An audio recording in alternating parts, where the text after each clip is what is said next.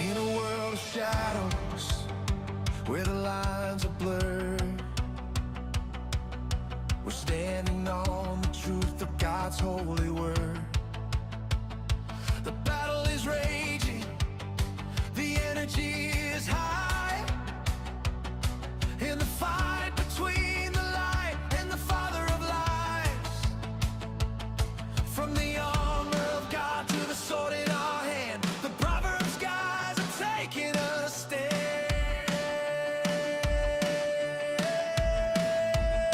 Through every season, through the fire and every test, our faithfulness remains. We're giving him our best. Stephen the founder is all about truth, cutting through tradition since the days of his youth. He points to the scripture, the word of the king. It is written, he cries, let the gospel ring.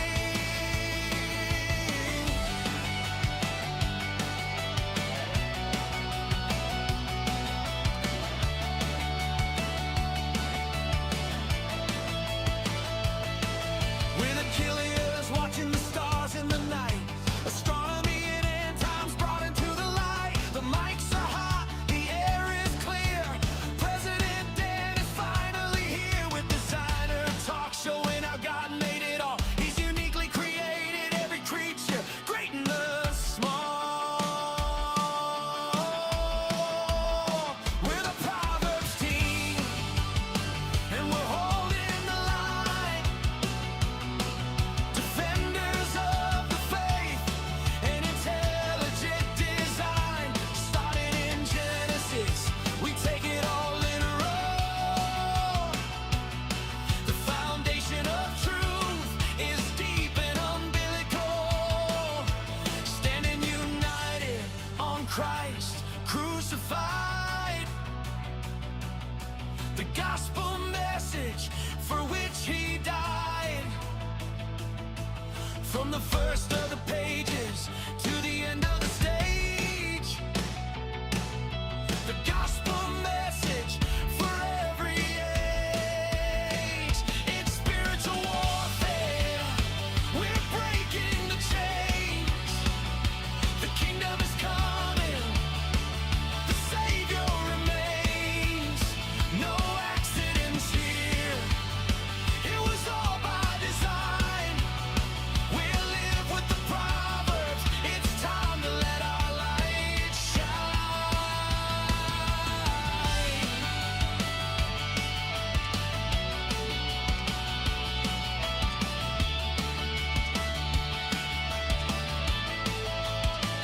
The armor is on, the vision is clear. We're standing our ground, we've got nothing to fear. We are ready, let's go live. Welcome to the Proverbs, guys.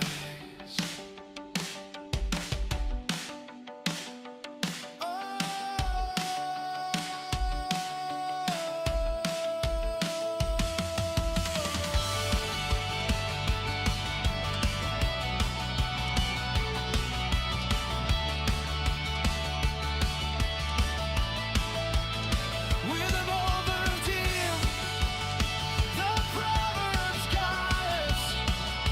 Welcome to the Proverbs guys. Yeah.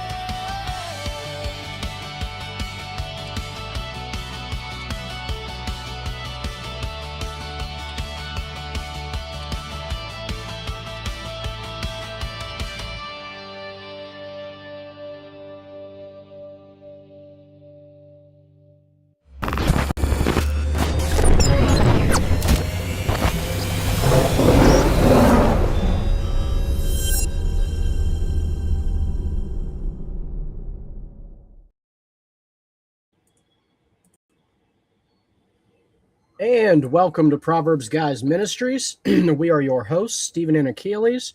And tonight's episode is on the topic of evolution. And we're not talking about evolution merely as a scientific claim, we're talking about it as a worldview. You see, in our view, evolution has become one of the most dumbest and dangerous religions in the history of human thought.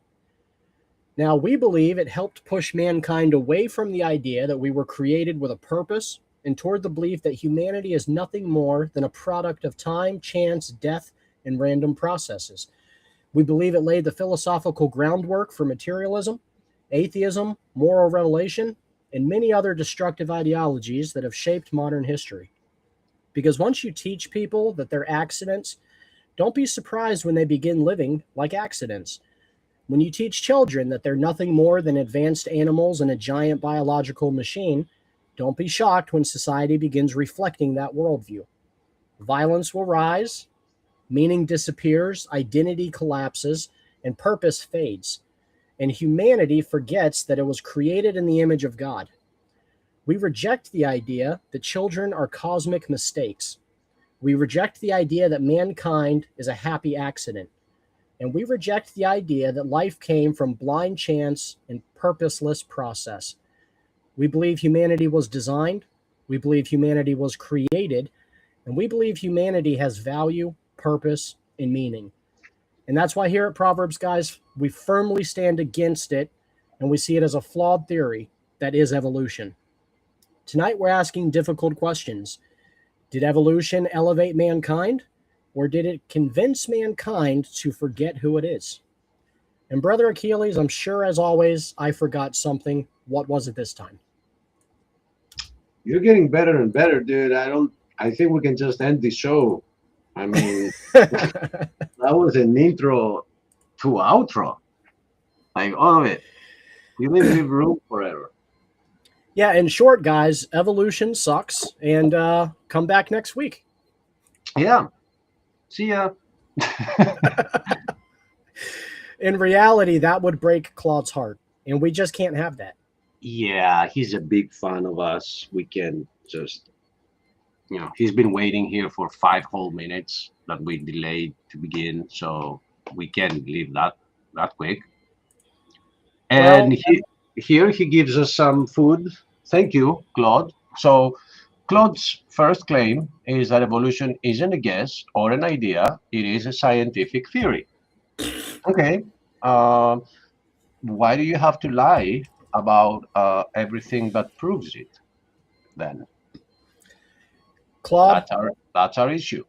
Because you continue and you say that we only reject evolution based on our holy book. No, we reject it because it is made up of a lot of lies. one Go ahead. mistake.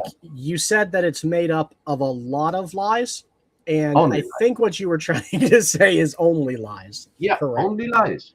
Like wherever you choose to focus, it's a lie. So why? I mean, I enjoy theories. I enjoy assumptions that then find evidence and then become theories, and then theories can be proven. But that's not the case with evolution. It has Hmm. never been proven in the past. No part of it has been proven in the past. We haven't created life. Even if we ever did, it would prove it requires a designer. We haven't seen any animal changing into anything else or um, evolving further than adaptation. Never. Yet you want to put this in the science spectrum, although it has never been observed, and everything that proves it is a proven lie. So yes, we will attack that. And since you bring our holy book, it does warn us about science, so-called, about denying the creator and the father of lies being the ruler of this world. So yeah, our holy book just proves what we see. Now, earlier, while you were on Missing Maud's show, which was a really good show, by the way, Yeah, the good claim job, was man. the claim was made by Big Bad Mama that it's not turned into Lucian, which I also reject that notion because even if you believe that we started off as a single cell organism and eventually landed on mankind, that is turning into something that it was not. So it is still turned into Lucian. His claim was that the illustration of the tree that Ken Hovind uses is basic, and that's why he shouldn't be doing that. And I said, okay, what if he had a more scientific one? What is the difference? Isn't there a common ancestor? And he's like, yeah, but there's more nuance. Okay, but it's still the same. I I mean, I do have to give Big Bad Mama credit though. It's possibly the closest I've ever heard an evolutionist come to admitting that they feed lies to our children. So he's moving in the right direction. and it is all over the internet. The most elaborate version of this chart exists on the internet, and it's just like a spiral that has all the animals on it. Okay, so what's the difference? If you follow the spiral back, it still goes back to common ancestry. So, I mean, at least if it was true, you would have had a real argument about it. That's not even an argument. If I'm simplifying something for it to be understood, that doesn't mean I need it to be simplified to attack it. Just doing it so people can understand. I'm going to show you this. Oh, we've already got a presentation. We are moving in the right direction. And all I just did was type on, I don't know if people know that yet, but I'm going to share the secret. It's called Google. No. It's, yeah, yeah. And it's out there. So if you just type like evolutionary tree on Google, this is what you get. Now, this was made by some dumb creationist, right, Achilles? Yeah, yeah, definitely. Who were biased and they're strawmanning the whole thing, you know. Sure, of Okay. course. It has to be. It has to be. So I just clicked on the most elaborate one that you see here, but it's taking me to cookies. I said, okay, set save preferences, return to previous page. Okay, okay, here it is. So I'll open the image on a new tab and now share this tab. So this one is the most elaborate one that we've arrived to, but it's not high quality, unfortunately. It comes from Natural History Museum. I bet they're creationists there, right? Good possibility, Achilles. Wink, wink. So for those that might see this to be complicated, it's not. Like, follow it clockwise and we go back to common ancestry. All right, it just, instead of it being like a child textbooks tree, it just showed this a little more. Oh, here's where the distinction happened, and this is where the other fork happened, and that's why all those things on the left side come from the same ancestor with every other thing on the right side, which is bull. It's a lie. I have nothing common. I don't know though. I know people that have something common with strawberries. They have the same brain. It's not really fair to strawberries, though, is it? No, I don't think it is. So let's go back to being simple about this. Right? Oh, ah. Now, maybe this is too complicated for some evolutionists out there, but this is what you're teaching children. That if you go back in time, way back in time, all these are connected to, they had a common ancestor called vertebrae. Was it French? No. That's a, that's a good question, Achilles. You know, the answer I have never received from an evolutionist is all of these adaptations and changes they claim happen due to variables in the environment. But if our common ancestor, they claim, started off in the same exact environment, what were the variables that caused half of us to shift and the other half to branch off in a different direction, I wonder? And I don't think they'll ever be able to explain it because it's garbage. I think the reason for that is the element of free will and choice. I mean, some bacteria just decided to remain bacteria forever. Mm. They didn't want to be anything better than that. They were like, I'm cool here. I'm fine with this.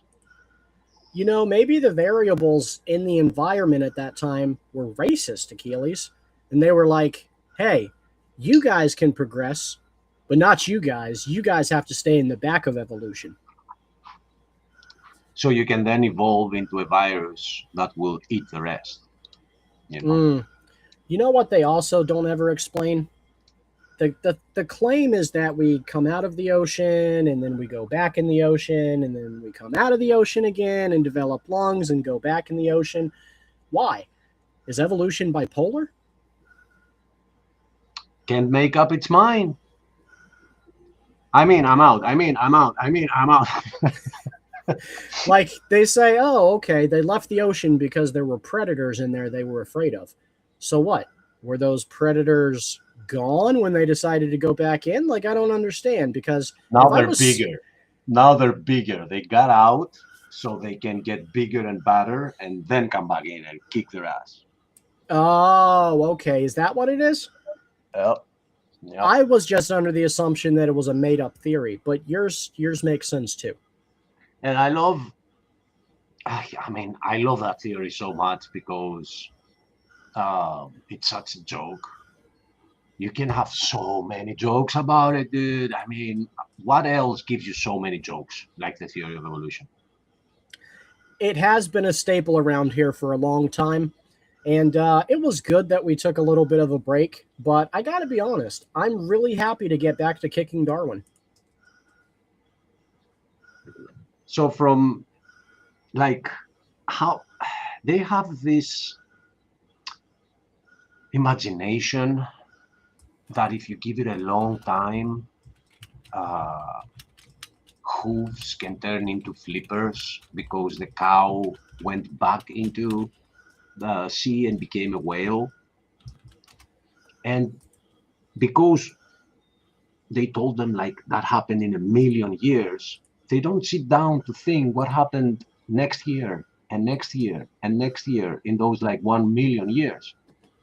Like, how can you get uh, a change that happens in steps and that organism not dying? Like, imagine the cow turning into a whale slowly, though. I like, and that's why I love the man they hate so much, Kent Hovind, because he makes so many jokes about stuff like that, dude. It's why we love him. And by the way, Claude, I will agree with you on some things. I don't like some things some people do, or I don't agree with their doctrines. That doesn't mean they haven't completely destroyed your house of card religion. Yeah. It's a house of cards. It's what it is. Just blowing it. You know, another thing that's kind of funny, Achilles, you know how they say that we don't understand evolution, that it's not Mm, turn mm. into Lucian. But what is the most famous depiction for evolution? Is it not an ape like figure ascending to manhood? Yeah, it is turned into illusion with an asterisk. I And don't they are understand why they're too dumb to realize that, willfully ignorant, is what they are. which in the Greek means dumb on purpose. And we know why. We understand why. So we're not doing this we're not attacking evolution for those that are so willfully ignorant that whatever you throw at them, they will find the next best excuse. No, we're doing it for those that were like us and we hadn't given it much thought. And if somebody triggers that, you will give it some thought. That this thing is uh, fantasy.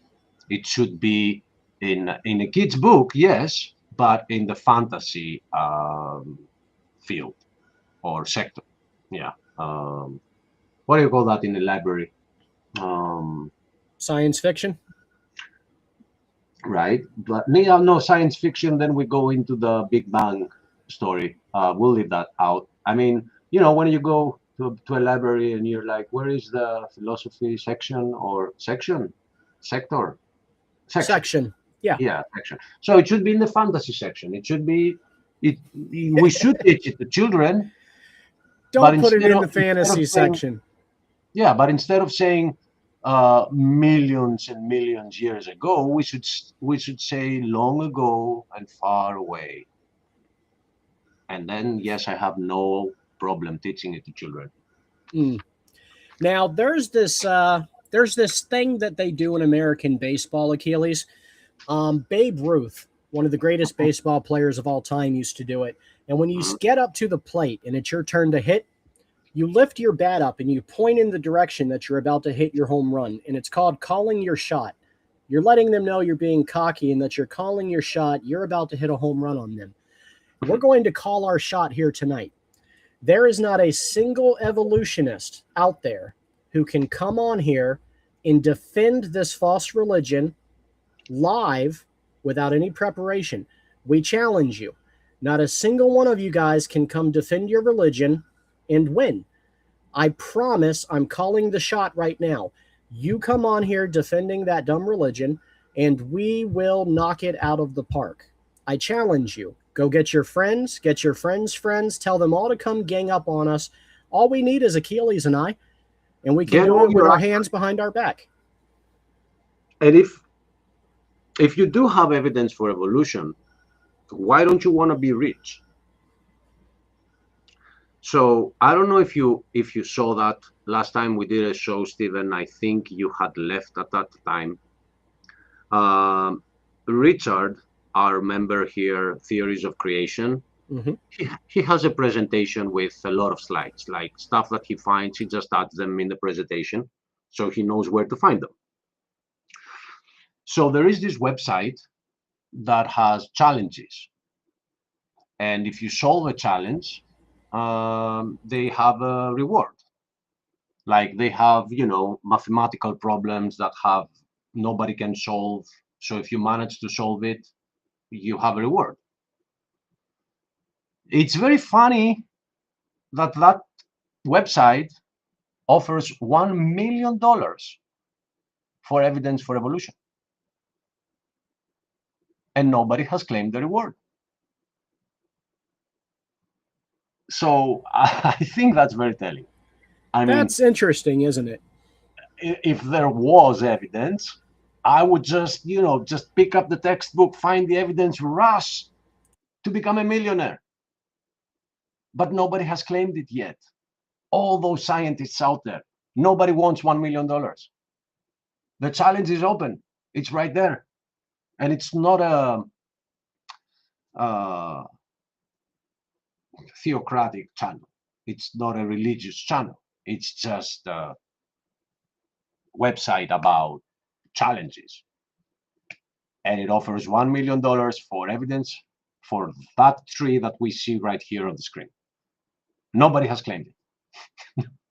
Well, they can't. I know and you know, but they don't know for some odd reason that for it to be considered science, it must be testable, demonstratable, and repeatable. Evolution is none of those things. And we'll bypass for just a moment the fact that they want to completely skip over abiogenesis because they cannot explain the origins, right? And it reminds me of that joke that Doc likes to tell where the atheist tells God, I can create some sort of life without you. I don't need anything from you. And God says, okay, show me. So he gets the dirt and he gets the plan and God says, get your own dirt. And that's where the evolutionists are. They cannot explain abiogenesis. It's going to bring them back to the Big Bang, and they cannot explain cosmology or cosmic evolution. So they want to jump right into this made up bullcrap family tree that makes all of your relatives look hungry and ugly. And then they keep changing every time they hit a wall. They keep changing the narrative. They either add a couple 100 million years, so somehow it then makes sense, or they will say, it used to be Big Bang. That's why we know it as Big Bang, but not anymore, because a lot of people have addressed the issues with the Big Bang. Now they call it the big expanse. So it like expanded. And pretty soon they will arrive to the truth, which is that it's called the expanse because the Bible calls it the expanse, the firmament. God stretched out the heavens, but they're not there yet. So they keep pushing the goalpost, and at some point the goalpost is going to make it to the other goalpost of the other team, and we're going to win. So it's a sad theory for sad people.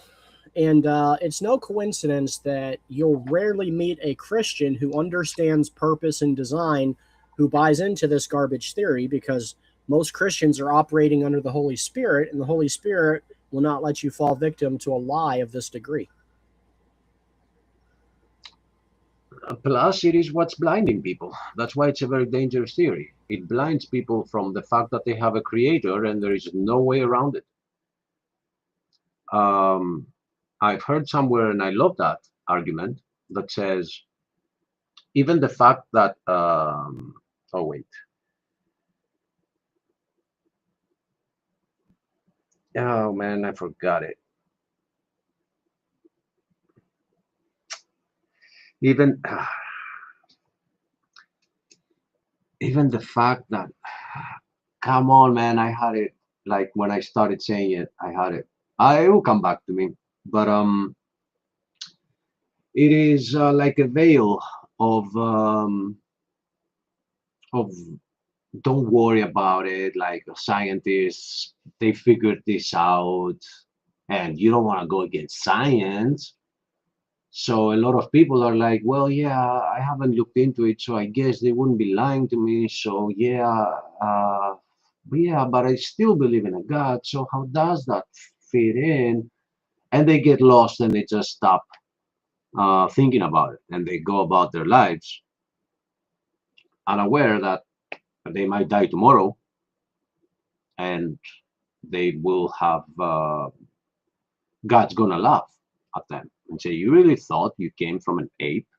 Like when I told you I made you in my image, are you calling me an ape?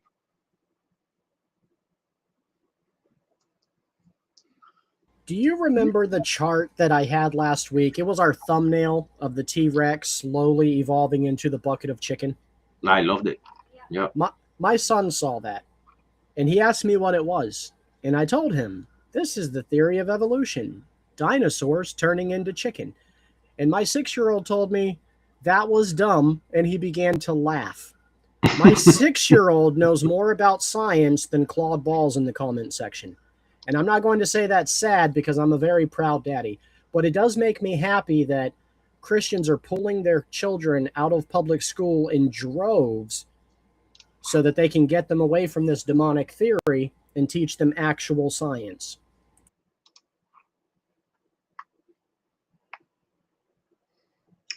So, do you like that tree?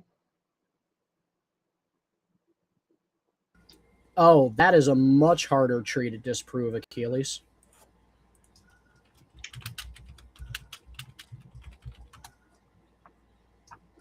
So you see, bacteria just chose they wanted to be bacteria. Like that's why they didn't follow the rest. So does that answer your question, Stephen? Yeah, I'll take that. Hey, Matthew, You know what? Okay, go ahead. No, go ahead. If we do come from bacteria, like we had common ancestry with bacteria, If you, now that we have actual scientific instruments that we didn't have in the times of Darwin, now we know how complicated one bacterium is. And it has like bearings. You know that? It has actual bearings, natural bearings. And it Almost has like a a design. yeah, and it has a tail that spins like 100,000 revolutions per minute, and it can swim in a speed that it would be like a human swimming in peanut butter uh, with 60 miles per hour. So why did we lose that ability? Why didn't we keep it? It's pretty handy. If we evolved from that, why didn't we keep that and have that tail and keep swimming that way? But no, we were like, no, I don't want to be a swimmer. I'll just grow fingers and legs and make it to the moon. Yeah, and we've covered this point before on previous episodes, Achilles, but it makes one wonder. You know how we came out of the ocean? How did we breathe with gills on dry land? Or when we went back into the ocean, how did we breathe without gills and air absorbing lungs? Kind of makes one think that scientifically you would drown, right?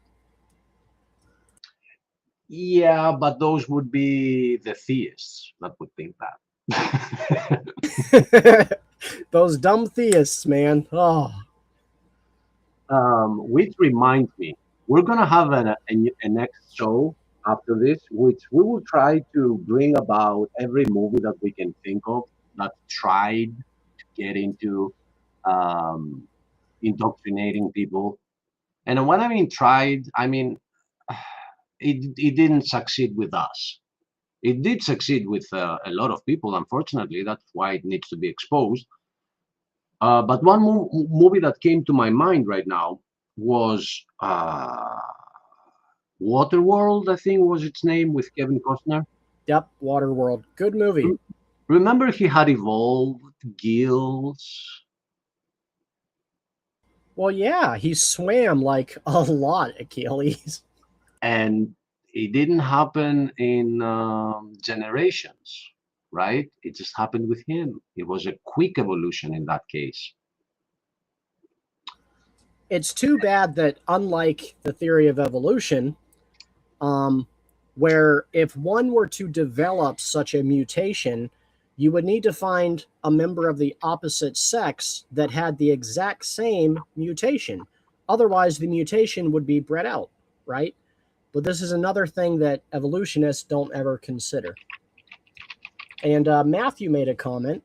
He said, "You don't need to be proven wrong. There's no debate." Well, I would disagree because here we are publicly debating it. So awkward.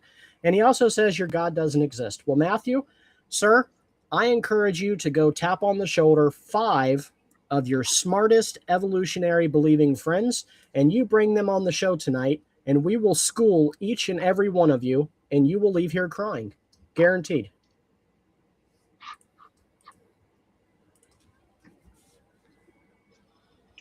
Um, you can't prove that God doesn't exist, Mr. Matthew. What you will do is that you're going to use some fake evidence from the fake anti-God theory, which is we all got here by chance, and call that a proof.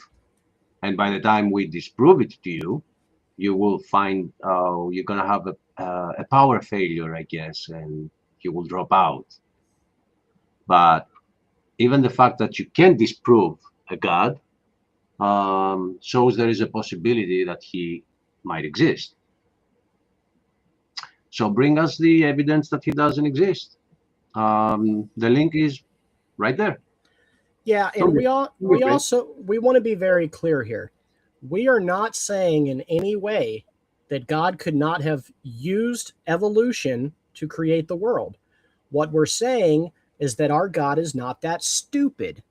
Because Right. again, you would have died coming onto dry land, and you would have drowned going back into the water. And he would be also, if God used evolution, he would be a very cruel God, because a lot of species would have to die along the way until perfection, and it would be like, yeah, I'm sorry, but you're not there yet. So that's not our God. Our God speaks and things happen. That's who our God is. Mm, Everything obeys his voice, and he mm. makes things perfect. He doesn't, with one exception.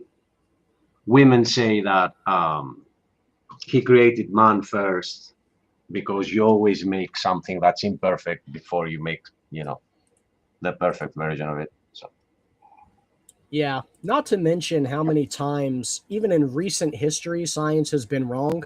Like with what they call the junk DNA, the stuff they say was useless and pointless, and we kind of like evolved out of needing it. And then, but wait, there's more. They go back and reevaluate and find out that junk DNA is not junk after all. It's actually very usable and very important. And this happens all the time. And I'm sure their answer to the problem was to add another million years. yeah, and they tried removing the junk DNA from rats, and when they removed it, the rats created like immediate cancer and died. So I bet the variables in the environment were wrong, Achilles. Or maybe they um, needed more time. I mean, seriously, there is no single subject about the whole narrative that they've built that you can't find evidence that it's a lie. Nothing. Hmm. I mean, my 6-year-old can call it out immediately, but I guess most evolutionists are not as intelligent as my 6-year-old. Now, get in here, Hayden Walton. Show us why we're stupid. More stupid than what you thought, actually. Come on. Yeah, because Hayden, we said before, and I'll just reiterate it for you.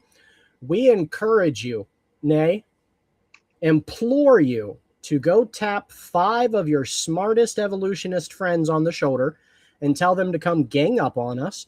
We'll keep it just Achilles and I. You bring your smartest, biggest, baddest friends, and we will continually spank all of you guys tonight publicly for the viewers. We're that confident that your religion is that stupid. Or you can just admit it's a religion, and we will agree to have different religions. We will not have an issue with it at all. If you admit that this is what I wanted to believe, and just like you and your God guys, I don't have evidence, so I believe in it, we will have no issue with you. It's our religion versus yours. Hmm. Yeah. Just don't call it science, because you're fabricating everything about it. Every single thing is fabricated. Yeah. And I'll just give you a heads up. There's a story in the scriptures about one prophet challenging 400 priests of Baal. It didn't go good for the 400 priests of Baal, and it will not go good for you here tonight. I promise you, you'll leave here looking very silly. And that's what we love to do. We love to show you guys how silly your false religion is.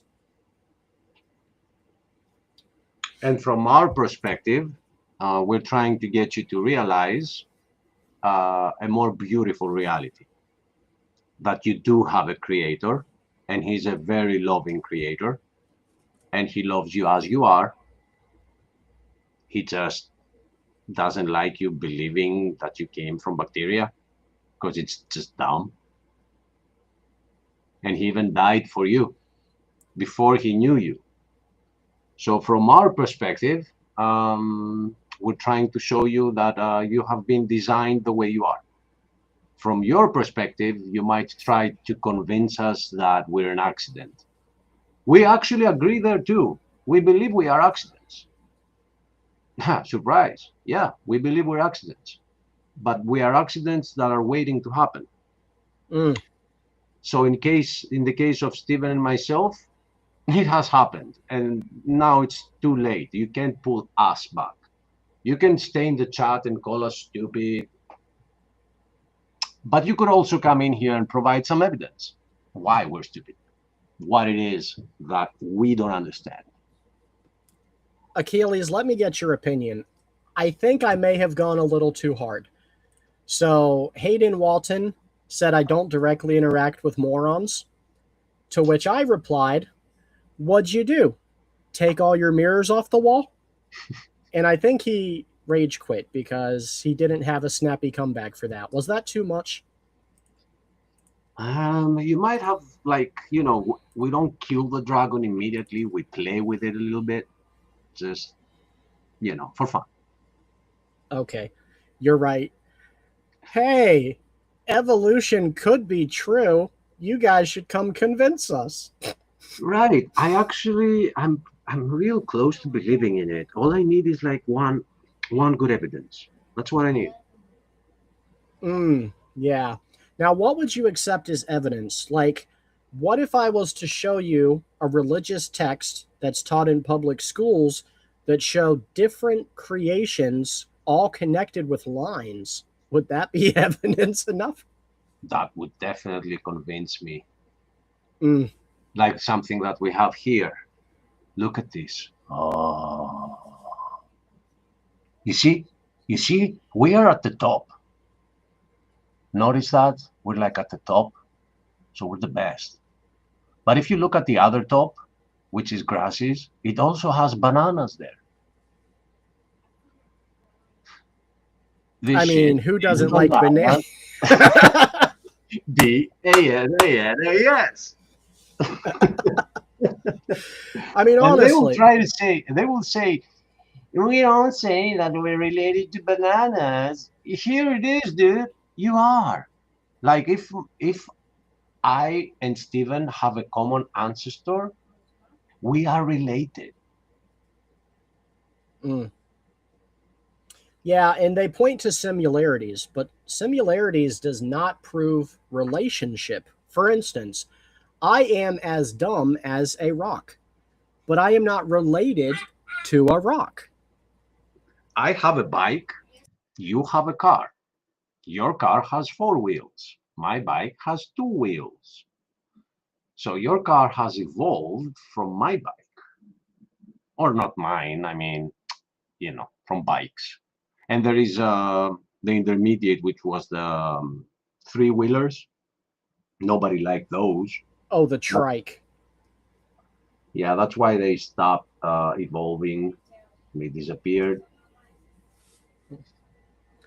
I can't believe they have us in the same family tree as chimpanzees, whales, and cows. And does that make us cannibals? Because I love cow. And by the way, this is a lie upon the lie. Like, actually, the theory of evolution says that cows went back into the ocean and became whales. It took a little time. Of course. To change the hoof into a flipper. It took a little time. But yeah, this chart here shows them like starting becoming separate. That's not the case. That's not the official narrative.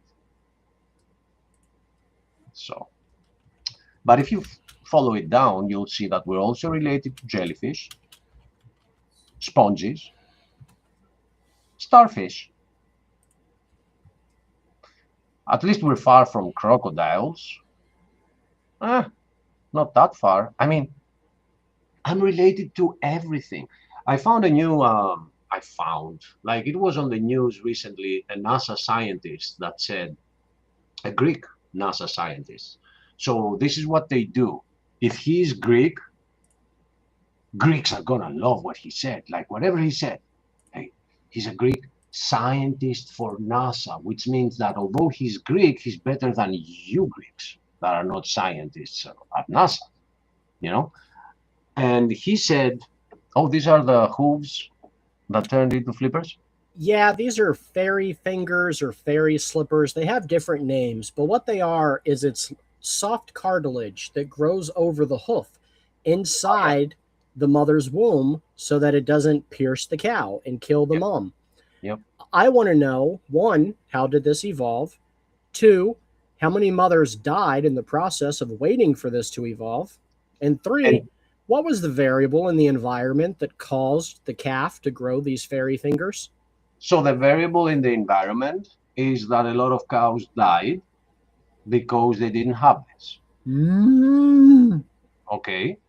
The question is, if those cows died because their child didn't have that, how did they have also a child that later on evolved into one that had this if they died?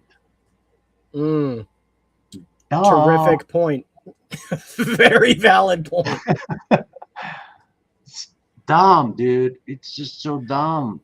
And this is just one of like a billion reasons why the stupid religion of evolution cannot work. They don't have explanations for any of these examples that we show. Not one.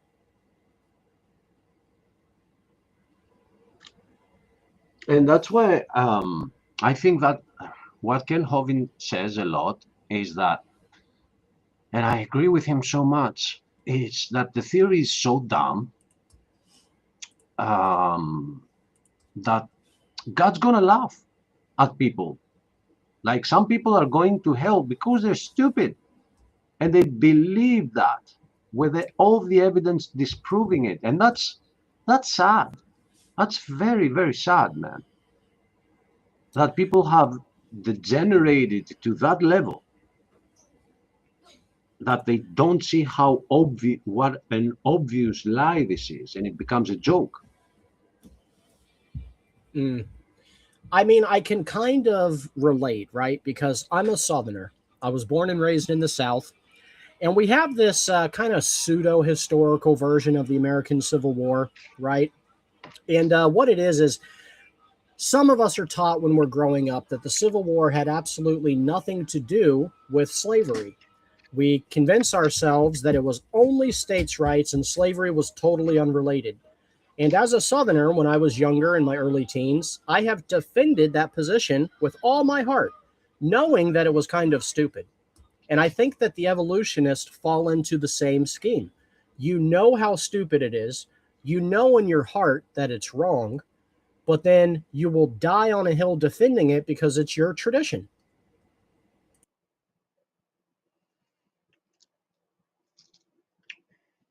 For any viewer that is hearing this for the first time and they're not sure where to go next, because we don't always do shows on evolution, um, you definitely need to check out Ken Hovin's seminars. You can start there.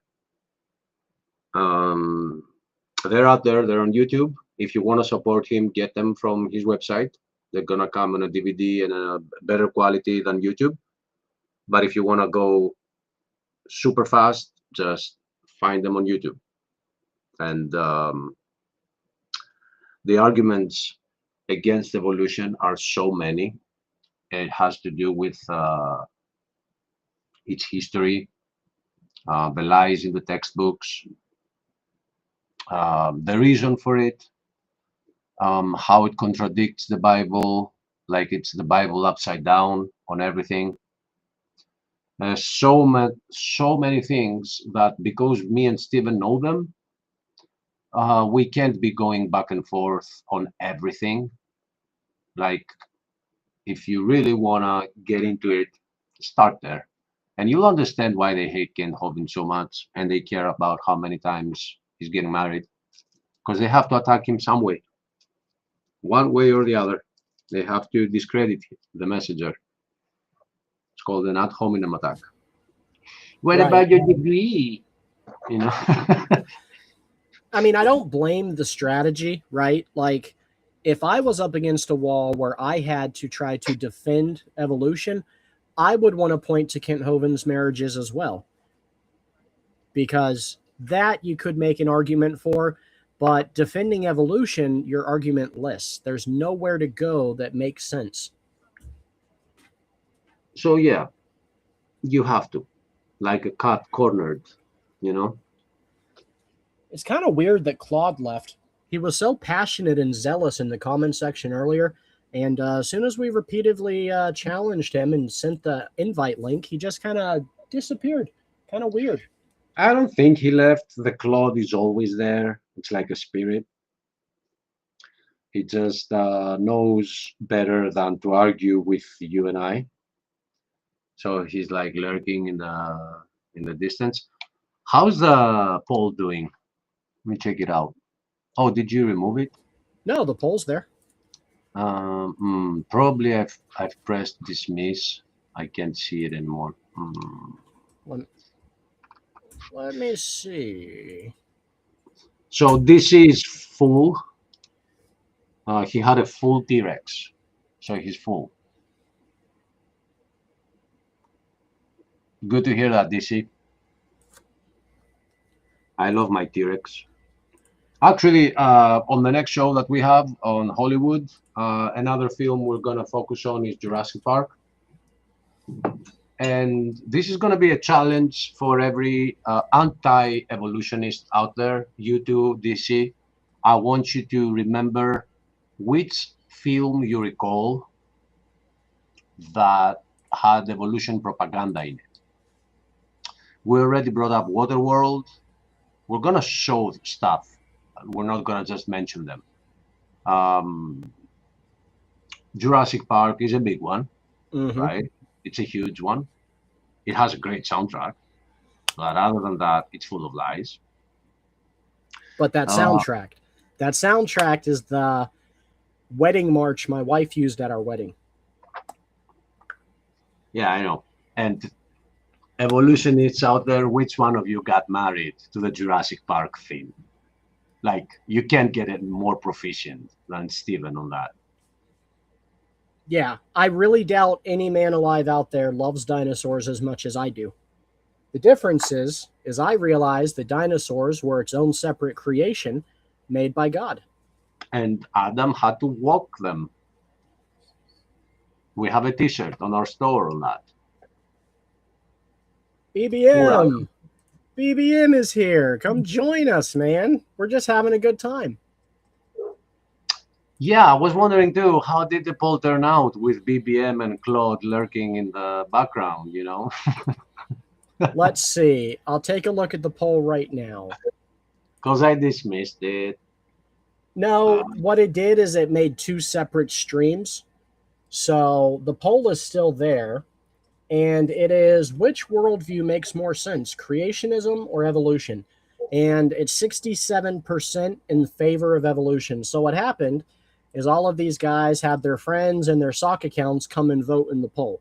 So all of you God-fearing Christians, make sure you vote in the poll to cancel out that silliness. And they're still at 33%. And by the way, 93% of Americans on the most recent poll believe that either God created things as they are or he directed evolution. So like 50-50. But that's still the 90%. Then why is evolution being taught in schools, in public schools? If the majority believes that God made us, why do we have the theory in the textbooks about evolution making us? Oh, and I can answer that. Go ahead. Yes, so the answer, Achilles, is that in order to teach a society that sin is not bad and you're free to live your life however you desire, you have to teach that there is no God and everything came into existence by chance mutations. And they have to start teaching this to children who are very much too young to think for themselves. But thank the Lord, there are kids like mine who will grow up not believing this retarded bullcrap, and they will have a firm seating in actual science. That's the answer. Okay. Brought another thing to my mind, mutations. They're saying, yeah, that it was all like positive mutations. So first, that's lucky. Yeah, we haven't seen any positive mutation today, right? We don't observe it. We only see negative mutations. But if the amount of negative mutations was the same as it is now, you get like a pool of a specific species, which is a tricky term. We should not be using that, but let's say a specific kind of animal. And it gets like you, cancer, you, cancer, you, cancer, you, cancer, you, positive mutation. You, cancer, you, cancer, you. Like, how dumb is that, man? Because 90% of mutation, not 90, 100% of mutations that we see observed today are negative. But even if it was 99% and there was 1% positive mutation, which is where all their fantasy land is based upon, that 1% would mean that 99 out of those 100 pool of a specific kind would have to have cancer, and one of them no cancer. Then they will say that, oh, well, it is the environment and they adapt to the environment, and those that adapt are the ones that survive, therefore they have children. But those children that have evolved slightly due to a positive mutation, which, as we said already, can't happen. We haven't seen it happening ever. But even if they were, then the other ones shouldn't be having any children, because then the mutation gets lost in the population. Like, and one white dot, and if the 10 black dots make 2 children each, and the white dots make 2 children, next generation you have 100 versus 2. And it's, why do they hate math? Why do they go against math?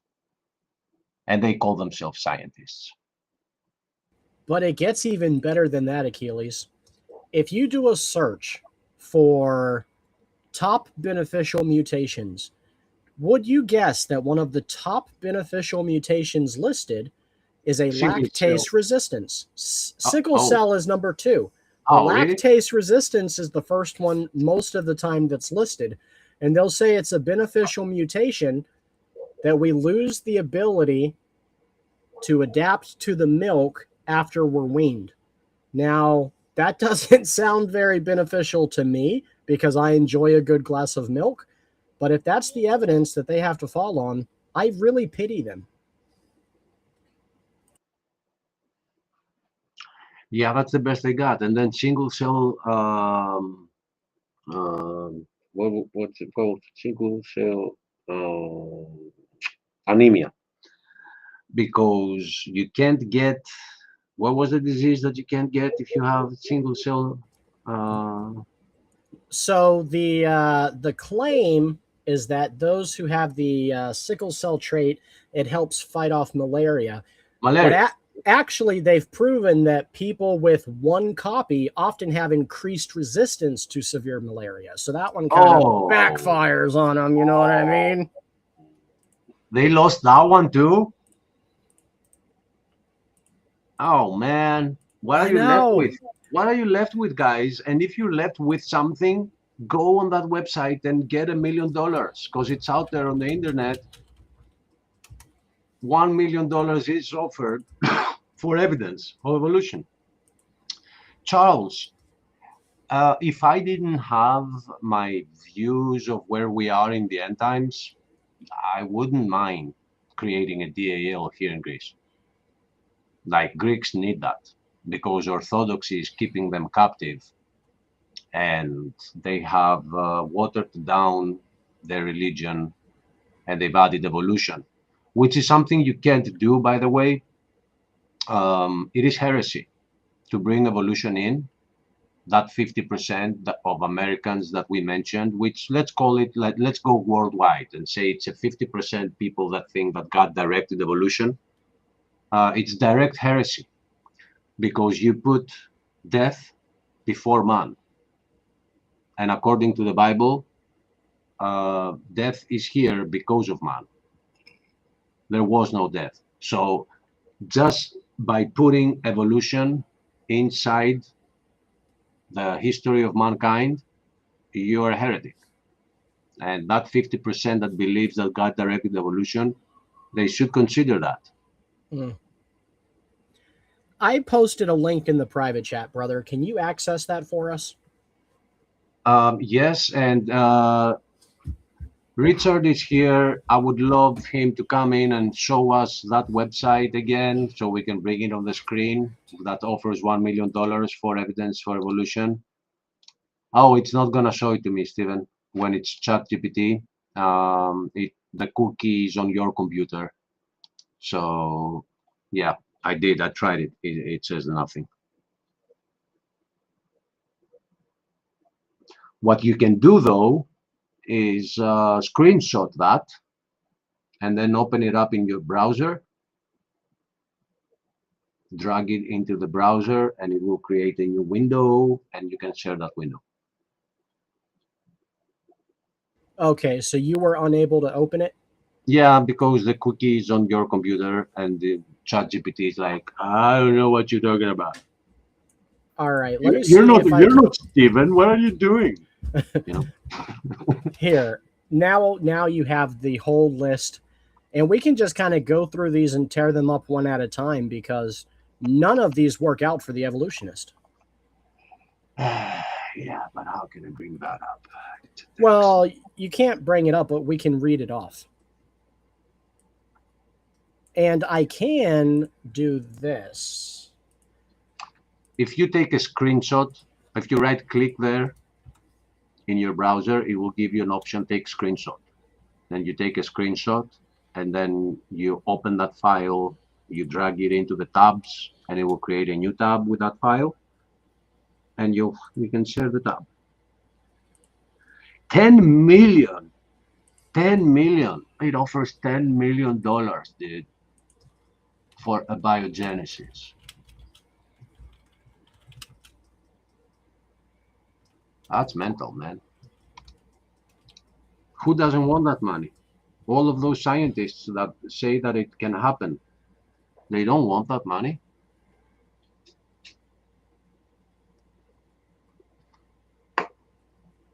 But if you do have time, Richard, come join us. I need to take a small break to feed my dogs.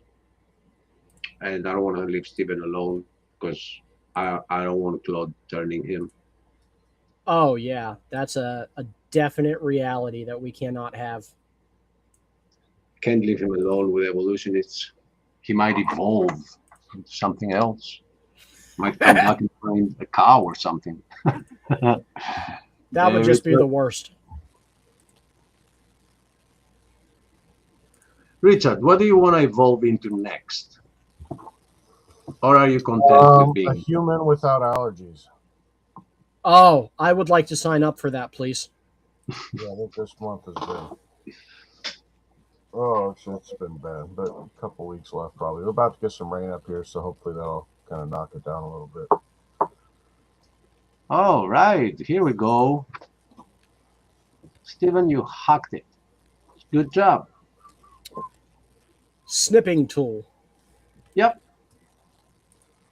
I love my snipping tool. I use it every day, at least. It evolved from paint. So no programmer changed it. It just evolved. So if you see here, Achilles, the number one proof of a beneficial mutation is that we can drink milk into adulthood. Isn't that great? So was there a time that we couldn't? Hopefully not. I think we would have died off again, but that has never really seemed to affect the evolutionist.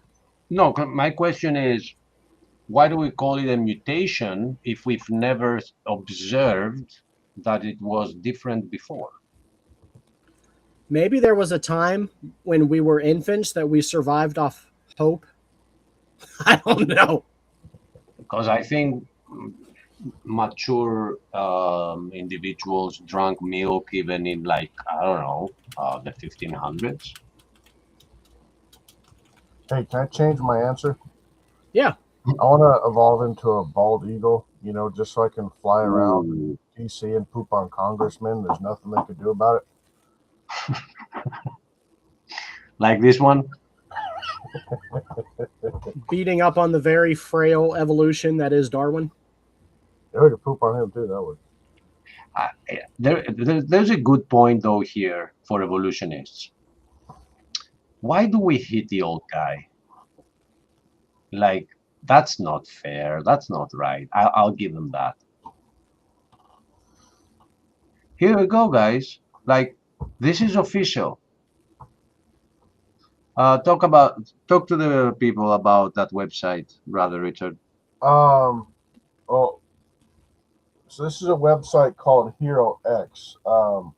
Basically, if you have an engineering mindset or can think outside the box and are a really good problem solver, um, you can go to this website and there are major companies. NASA has a few of them, but there are problems that people cannot figure out that they put large cash prizes on there. Anywhere, some are like $10,000. Some, like in this case, are upwards of $10 million. I took this screenshot a couple years ago. I don't know if it's still up there, but this one says, artificial intelligence plus the origin of life prize 10 million US dollars.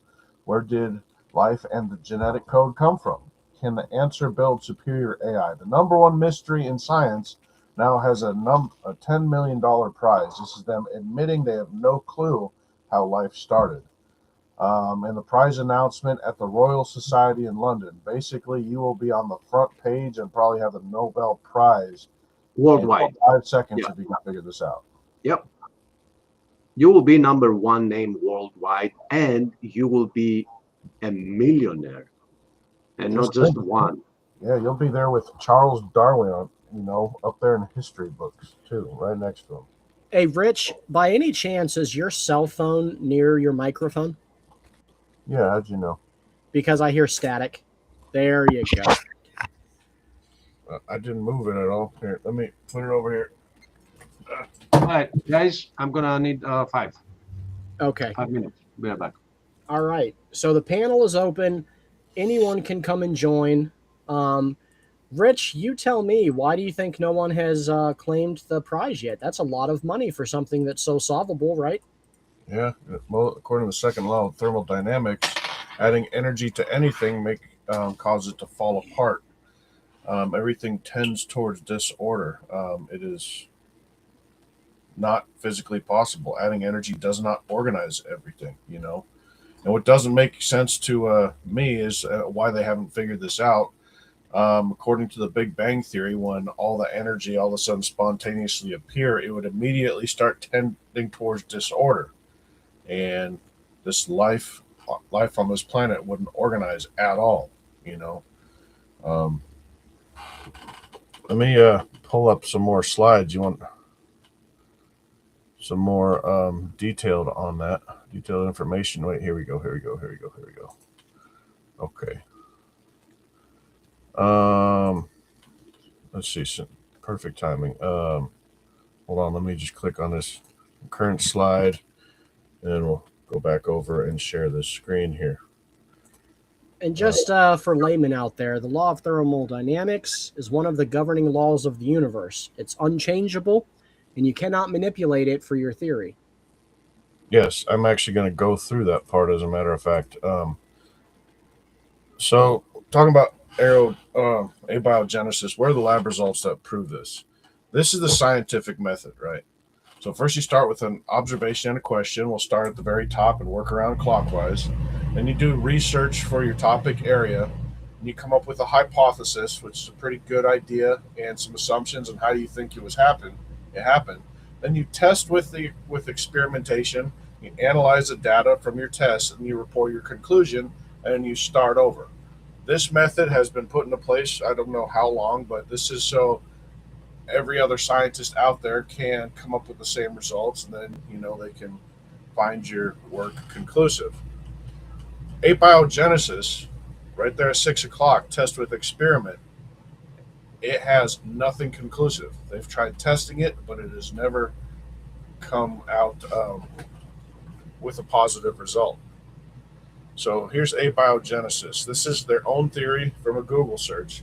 Abiogenesis is the scientific theory explaining how life arose from non-living matter through natural processes on Earth.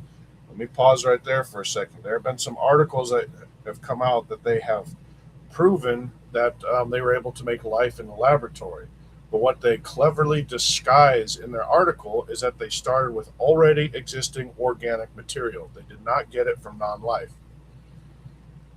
Okay, it proposes that simple organic molecules gradually combined and evolved. There's that word again. They always say that abiogenesis is not part of evolution, but right there in their own definition, it says it. So it proposes that simple organic molecules gradually combined and evolved into more complex structures, eventually leading to the first self-replicating organisms. The theory suggests that these processes occurred under specific conditions on early Earth, including a reducing atmosphere and the presence of energy sources like ultraviolet radiation and lightning. All right, the simple organic molecules gradually combined and evolved into more complex structures. What organic molecules? How did they form? How did organic molecules form in order to form organic molecules? Right? I mean, that'd be the first question you have to ask. Well, let's see, we got some organic molecules here that made life. Yeah, but you're skipping step one. How did that first organic molecule come into place? Where are the lab results that prove this? Again, test it with experiment. Show me in the lab that it's possible.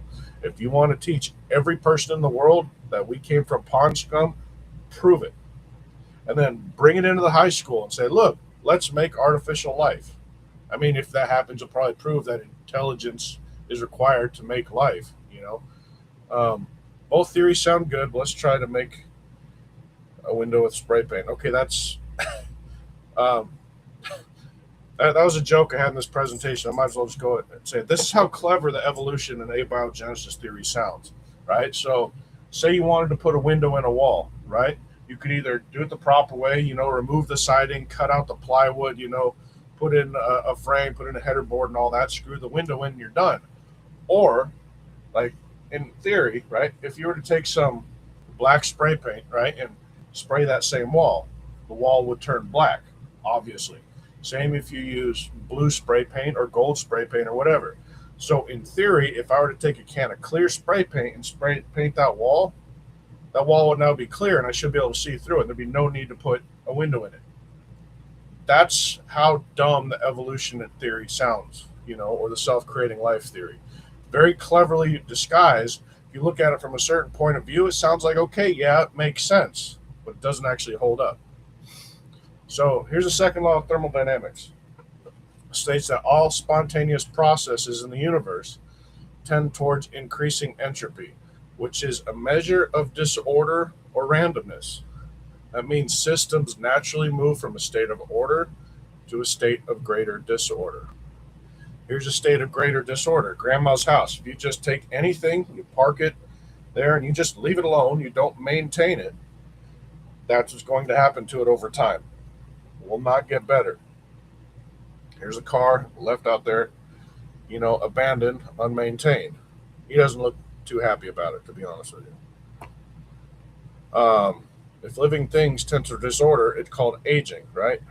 Here's a picture of Einstein aging. That's what happens over time to everybody. How did the universe get into order in the first place? That's a pretty good question. If everything goes from a state of order to disorder, how did they get organized? How did things get organized into these unbelievably amazing and complex cells that you see in the human body. You just want to say that one of those cells just randomly happened with, some mixed compounds and, some ultraviolet light and lightning. Show it to me in the laboratory. I mean, that's very complex. Honestly, I think most people, not most people, everybody is of sinful nature. All have sinned and fallen short of the glory of God. All. That means everybody. I think God knew that what the sinful man, the heart of a sinful man would do if he knew how to create natural biological life.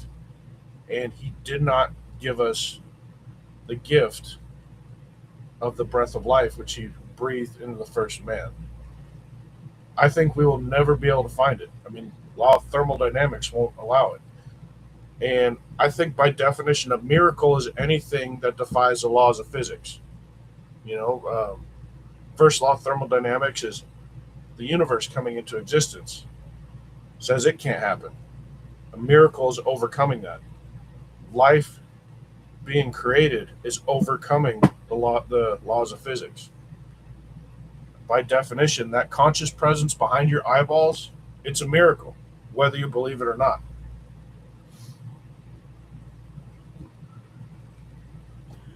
You shared something in the group chat just the other day, and it was about how it covers multiple states and there's fossils from all different genres that should not be coexisting. Do you remember what I'm talking about?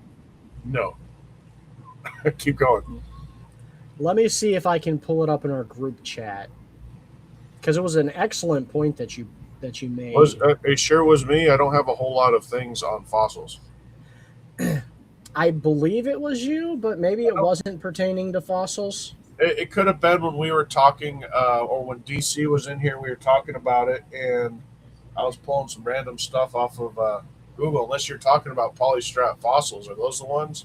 That's no, I love the polystrate fossils, but that wasn't it. Yeah, I'm not seeing it very quickly. I got Dr. Hoven's number in my back pocket. We don't want to scare them off. They're already kind of fluttering away. They can't handle it. Well, you shouldn't ask me to come in then. Or Achilles left, and they're here to listen to him talk.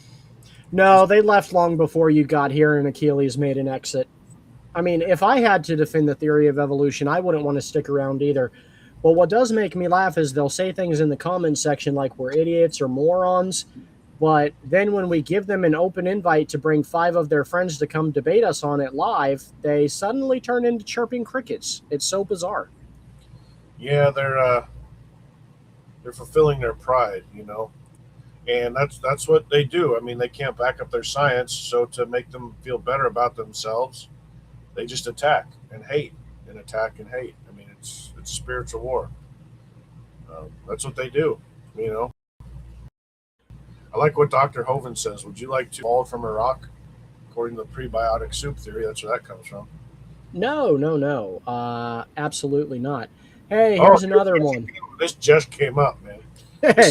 2026 that they're still evolution deniers. Why don't you come on in here and talk to us about it? Oh, he wouldn't want to do that, Rich. In order for him to do that, he would have to defend his false religion, and that would prevent him from being able to sleep tonight. It's funny. I just went through how the laws of physics won't allow it to happen, and they're evolution deniers. I deny it because of physics. I don't now physics deny it because I want to believe in God. I believe it because of physics. Now physics, Rich, isn't that just something that creationists use? Us dumb hoax. Yeah, actually, it is. The scientific method. That's only one thing we use. No, trying to be a smart aleck here. No, it's every scientist on the planet. I don't remember who came up with the scientific method, but it's been around for centuries. I actually saw a really good post on social media today about Isaac Newton and how he was a creationist and believed in God. I mean, some of the brightest minds, on the planet were, creationists. A lot of them were atheists too. So I don't have a poll or a specific number, but yeah, I mean, there are plenty of them who believe in God. Many of them. You know what's interesting to me is the laws of the universe, they'll say, are never changing, and they'll defend that point. But then when you use the laws that govern the universe against their silly theories, all of a sudden, again, chirping crickets, it's so weird to me. I don't know if it's the way they were raised or it's the way they were taught growing up, and then to suddenly change their mind about something is just not sinking in or clicking. It's like, no, I don't believe that. I don't know if it's something on their heart. I, I don't know. I'm not going to pull a Dr. Hovind and say that they're all dumb. But I don't know. I mean, in my opinion, you can take an atheist outside, and if he believes that the sky is red, and you tell him to look up on a clear day, and he does, he's going to start to wonder if he's going colorblind. Instead of actually seeing that it's blue. I don't know if they've been turned over to a reprobate mind.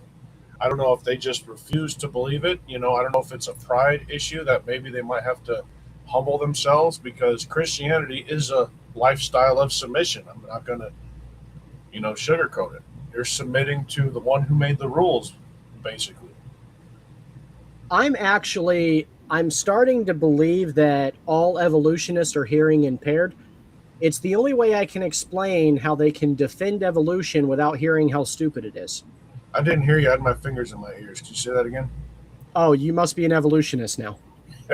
No, I'm just back. Did you find the evidence? Oh, we found it. It was under a rock. It was under a rock. Our cousin. Yeah. Jeez, the timing was perfect. Our grandpa. Grandpa Rock. Oh, man. Oh. I needed that laugh. Thanks, Achilles. Hey, Donnie, you can take pop shots from the comment section like a hero, so brave, or you can come in here and defend your silly religion. The choice is yours. We can mock you from the comment section or live. I will put the choice in your hands. The link is out there, so if we attack your comments, don't say we're talking behind your back, because you're the one turning it. You clowns believe in the Tower of Babel. It's called Babel, not Bubble. But Ziggurat, is that how you pronounce that? Yeah. We do know there's a lot of you bubbling about evidence for evolution. Yeah. Yeah, but you don't show it. You just bubble that somebody has it. The geologists say, well, the astronomers have it. The astronomers say, no, the geologists have it. The geologists are back again and say, okay, no, I was wrong. It's the biologists. They have it. Oh, well, hey, guys. Donnie says that he's a mechanic, not a biologist. That solves everything right there. Well, let's ask him a mechanical question. Yeah. If my truck is broke down, how long will it sit on the side of the road before it evolves into a working truck again? Or does it take a mechanic with intelligence to design a fix? Want me to pull up my picture of thermodynamics again with the truck? I had a garage with dirt bikes and a lot of tools. And at some point, a lot of energy was added to that garage in the form of a forest fire. Ooh. And I've waited. Yeah, you got like a luxury suite after that fire, right? Right. I waited for 5 years. I wouldn't touch the garage because I was expecting something to come out of it, like fully grown and evolved. But no. For me to actually have a dirt bike again, I had to go in there, clean all the mess, and buy another one. They didn't evolve into a better bike. Mm. So yeah, actually, I just share. a mechanic sees that there is a designer. If they don't, they're willfully ignorant. There is no other way around it. Mm. I did have a great idea, guys. Proverbs Guys Ministries is going to come up with a scientific paper disproving evolution, and we're going to actually submit it for peer review. But here's how we're going to have this paper be successful. We want to make sure that the evolutionists understand it, so we're going to make it in the form of a pop-up book so that maybe they can grasp it.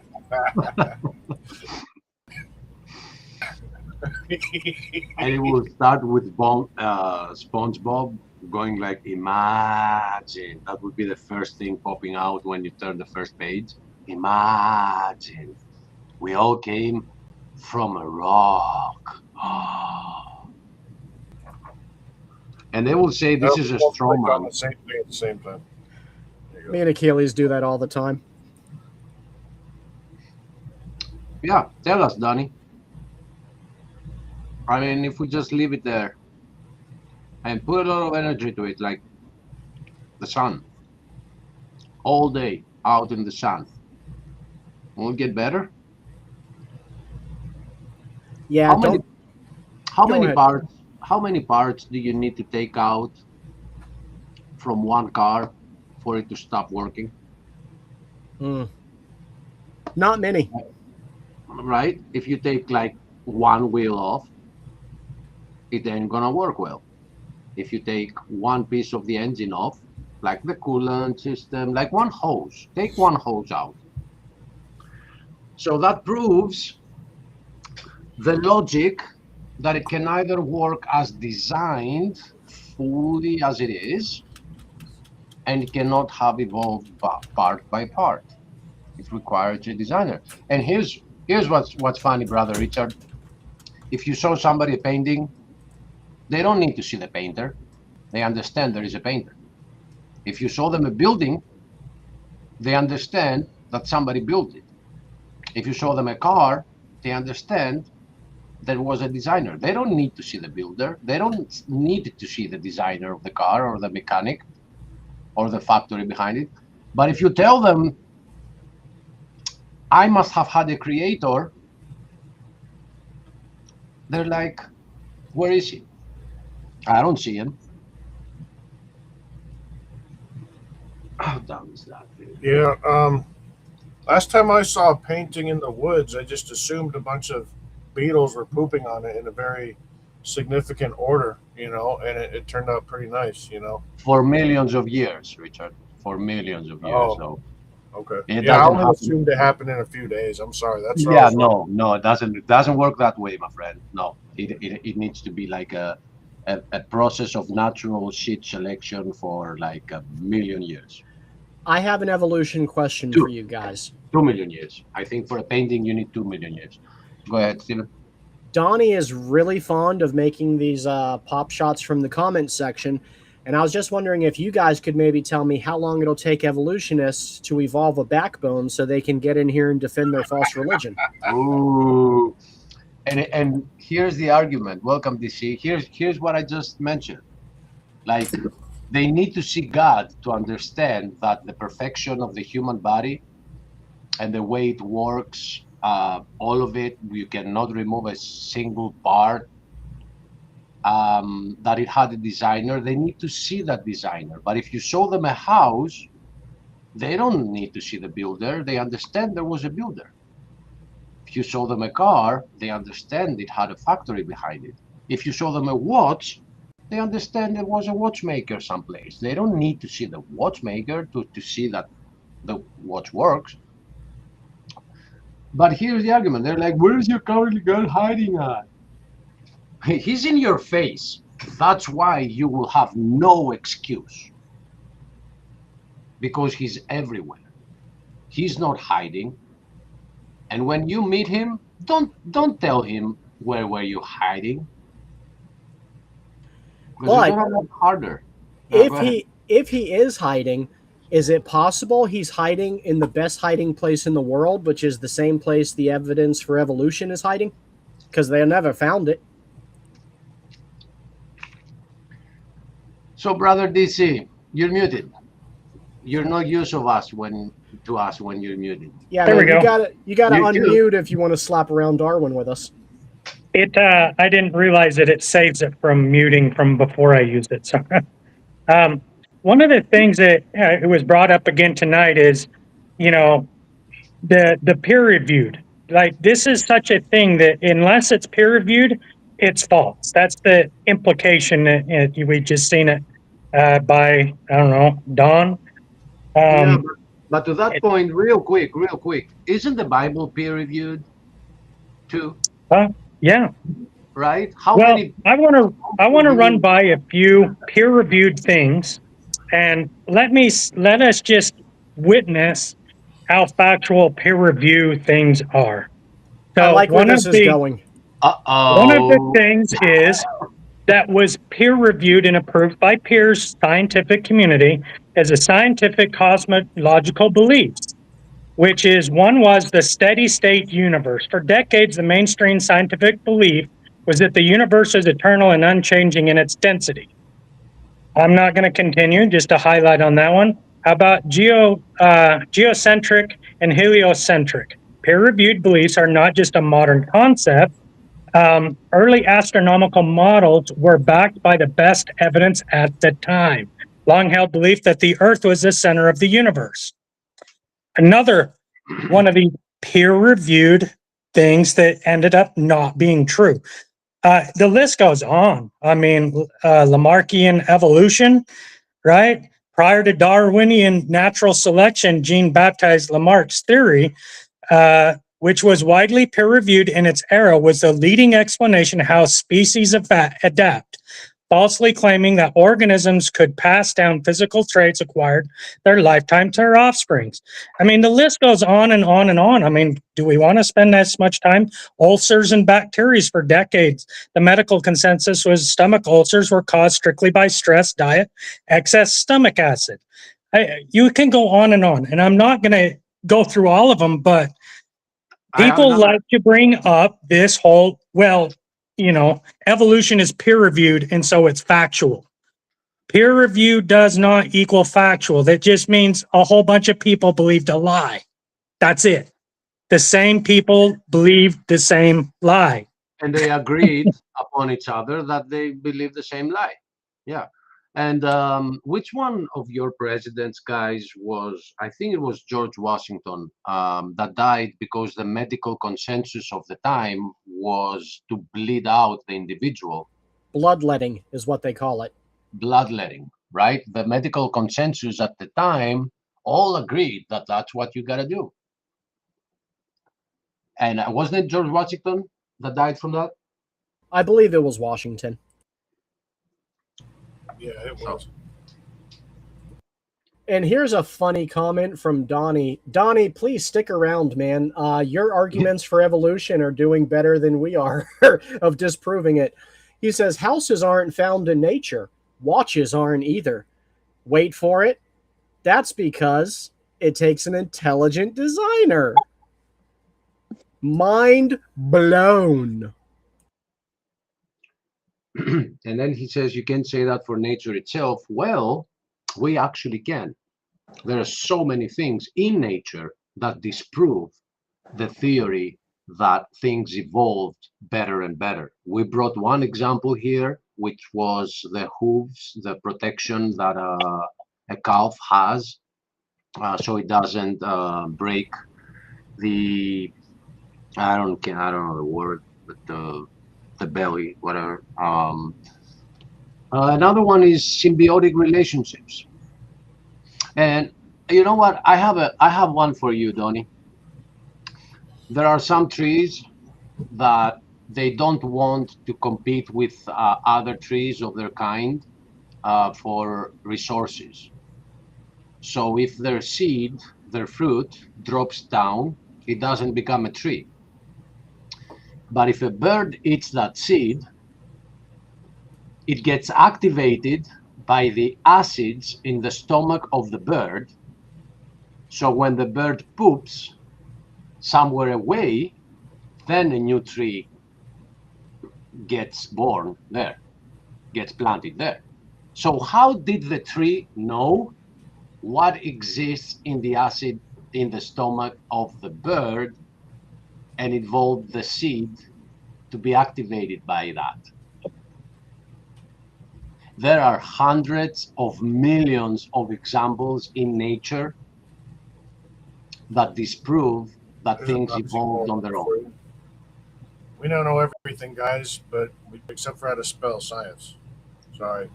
Go ahead. Science. Science. You know, it, one of the things that we see so common in the scientific community is evolution, and we've seen it in the comment earlier, is evolution is a well documented, proven fact. Millions of years is well documented, proven fact. Like that is what they want to say to everyone as if it's scientific fact. And that's how the brainwashing of these things get propagated to everybody is, oh, it's proven fact, when they never can prove that it's scientific fact. Right here, they are stuck with testing the experiment. As of today, we have a $10 million award out there for anyone that can prove how to bring life from non-life. If that is a proven fact, why is it today this is offered? Because it's not a proven fact. This is what they do. They hide behind these cloaks and daggers of it's scientific fact that evolution is proven. It's scientific fact that millions of years is absolutely true. And, you know, oh, you want to bring up radiometric dating, huh? How much do you know about radiometric dating? Because I know a heck of a lot about that. That's why I do not believe in radiometric dating, is because I understand the isotopes. I understand the parent atoms creating daughter atoms, the decay rates, right? You guys all you guys all bring out this this falsified fact of, we know the decay rate of today, which has only been observed for 70 to 80 years, is a known fact that it's always been that way. What scientists will always do, they will always ignore the electricity in the atmosphere that creates the ions that is producing more and more and more parent atoms. This is how we know that radiometric dating is bad, is because take any sample at any time, anywhere. You will have a certain number of parent atoms within an isotope that is in a sample. And then you can count how many daughter atoms, which is the decay of the parent atom. It's almost like producing a shadow of itself. That is the daughter atom. Then you count those, and there's a ratio between parent atoms and daughter atoms. Okay, and this is what is used to calculate how old something is. But there's three assumptions immediately right off the bat. One is the decay rate, that it's always been the same, it's never changed. Lightning will disprove that if you want to study lightning and creating parent atoms in our atmosphere, you know, They right? they don't like studying DC. No, they don't. Because when you go to the depths of what their data is, it always disproves them. So they stop where it starts to disprove them. The other one is, again, you don't know how many parent atoms were in the sample at the time of its creation. You don't know. So that's another assumption. And then another assumption is, we don't know about the daughter atoms. How many daughter atoms were actually inherited from outside that sample at the time of its creation, right? Because you're going to have parent atoms and daughter atoms that are going to be inherited that didn't come from that sample. Again, it's assumed that all parent atoms and all daughter atoms are included into at the time of its creation, right?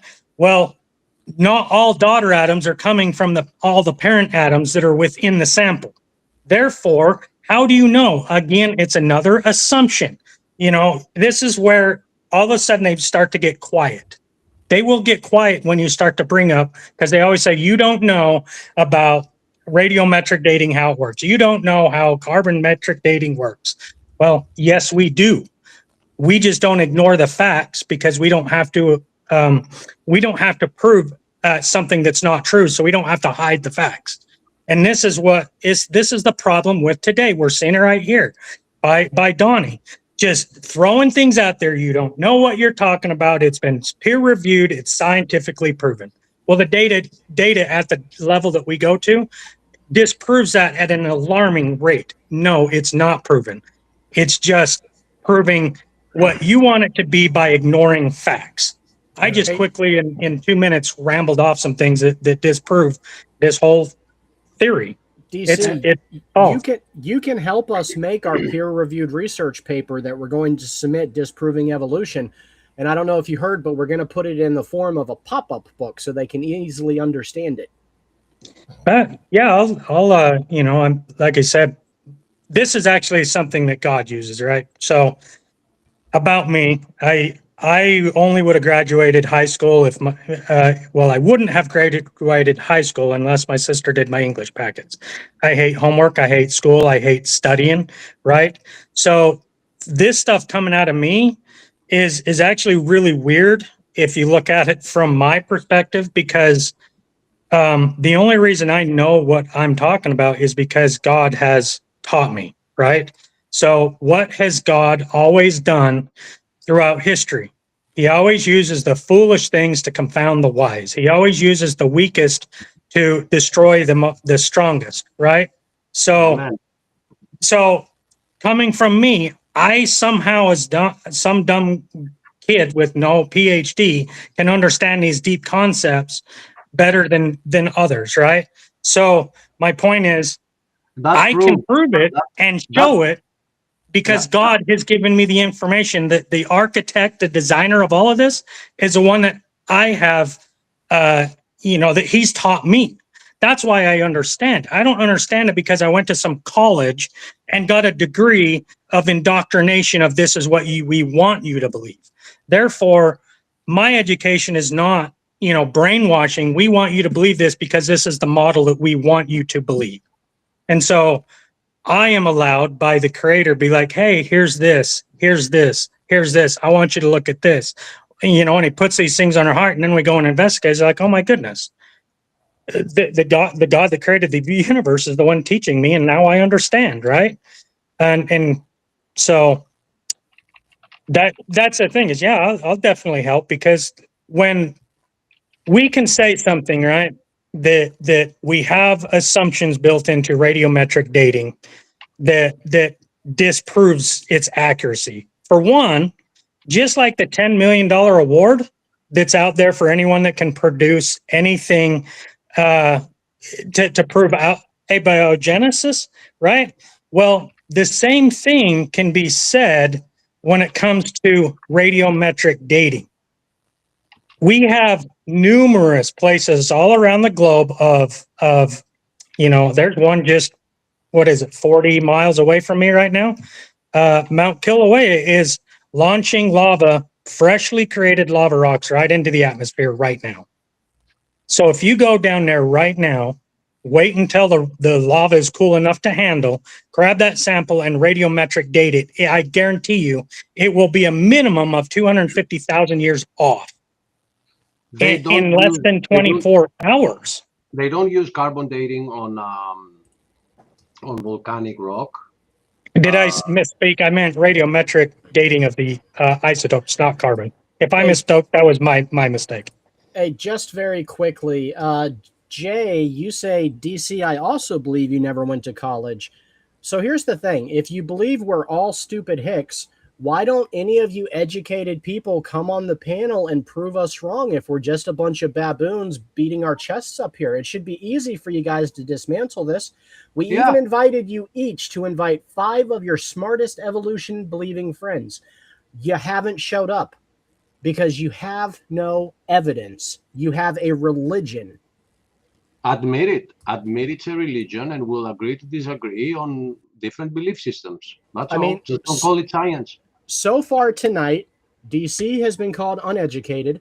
I've been called a moron. Achilles has been called dumb. And for some reason, you guys have left poor Rich out of it. So, Rich, you're an idiot. Don't feel left And out. you know what? I love you, man. Nothing has been said yet by these guys that call us dumb. They What's haven't that? provided one single factual evidence to prove us wrong. It's always just attack the person, attack the feelings, and defend their beliefs in a cloud of smoke.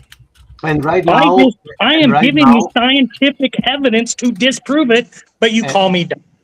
yeah, and right now, DC, because you had the humility to admit that the things that you're saying cannot be based upon your interest in studying, so it has to be the Holy Spirit that is guiding you. But that humility, they're using it to say, oh, see, yeah, he didn't finish the university, therefore, ha ha ha. They're using that. Yeah, Well, DC, if you had just been brainwashed for a little bit longer, maybe you would understand. maybe you get it. I have a bachelor's degrees, guys. I did finish, and what you taught me in American university that I went to in California, one of the in the 200 list of universities. It's not like in the top 10, but it's not below the 200 either. Is that I come from a rock. That's what you teach me. You taught me, but I didn't fall for it. I mean, I did until the same Holy Spirit that spoke to DC spoke to me as well and asked me, are you actually believing that crap? Are you that dumb? And I started seeing the evidence all over around me that they're lying. And if you support them, there are only two choices. You're either dumb, as we were, or you're lying too. So which one is it? Right. And this God this gave you is a plate. something this is Use it. something that atheists do not understand because they don't have the Holy Spirit, right? I was minding my own business and doing my own thing when God called me out and said, "Hey, come follow me.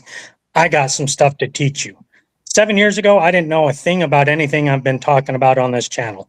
And since 2018, all of a sudden I'm getting an education, and every time I get vindicated by what the Holy Spirit has given me.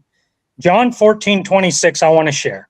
But the Comforter, which is the Holy Ghost, whom the Father will send in my name, he shall teach you all things and bring all things to your remembrance whatsoever I've said unto you. Again, it just goes back to this. I am taught what I know now by the being that created everything. He and is DC, my teacher. DC, just to put the cherry on your point there, there's a scripture that encourages Christians to not prepare what they're going to say in these situations, but that the Holy Spirit would give it to them in the moment. And a little fun fact is every single time Achilles and I do these episodes, we have no format planned. We come out here and God just gives it to us, and it infuriates these idiotic rock-loving buffoons out in the comment section. And sometimes he even uses them to bring up something so we can talk about that because we have no plan. And sometimes he puts points in others like Donnie to help support our claims. It's terrific. Right. But see, Christians took a hit when science started coming out and doing the evolution and millions of years, radiometric dating, carbon dating. We took a hit because it was presented to the world as scientific facts. And so initially, we're kind of taken back as like, well, how do we deal with these scientific facts that are given to us? But now we've had enough time to actually go through the process of scientific factual processes to determine that they're not factual. We now can see where their error is, and where does it lead us? Does it lead us closer to the Bible or further from the Bible? But more and more scientific research that comes out, it is getting away from old science, stupid science of evolution in billions of years, and is approaching more and more to what the Bible says, right? One of the things is in the book of Job, we read that now the book of Job, for those who don't know, is considered one of the oldest books in the entire Bible. It was written before the 5 books of Moses was. Well, in Job, we read where God is asking Job, are you the one that did this, did that, did all these things in creation and all that? Well, in that, God is talking about the darkness, right? And have you been able to command the darkness? Have you been able to, basically manipulate the darkness and these things, right? That the darkness has power. Well, it's only been within the last few years that what are we hearing now? Dark matter. And what does dark matter have in the scientific community? Dark matter is having power, because gravitational forces should have pulled everything together. Yes, The, 100%. and so, but it's not. And so that's where they discovered that dark matter has power and energy to it that is forcing the galaxies apart and the universe to be expanding. Can I That comment? has been in the Bible for thousands of years.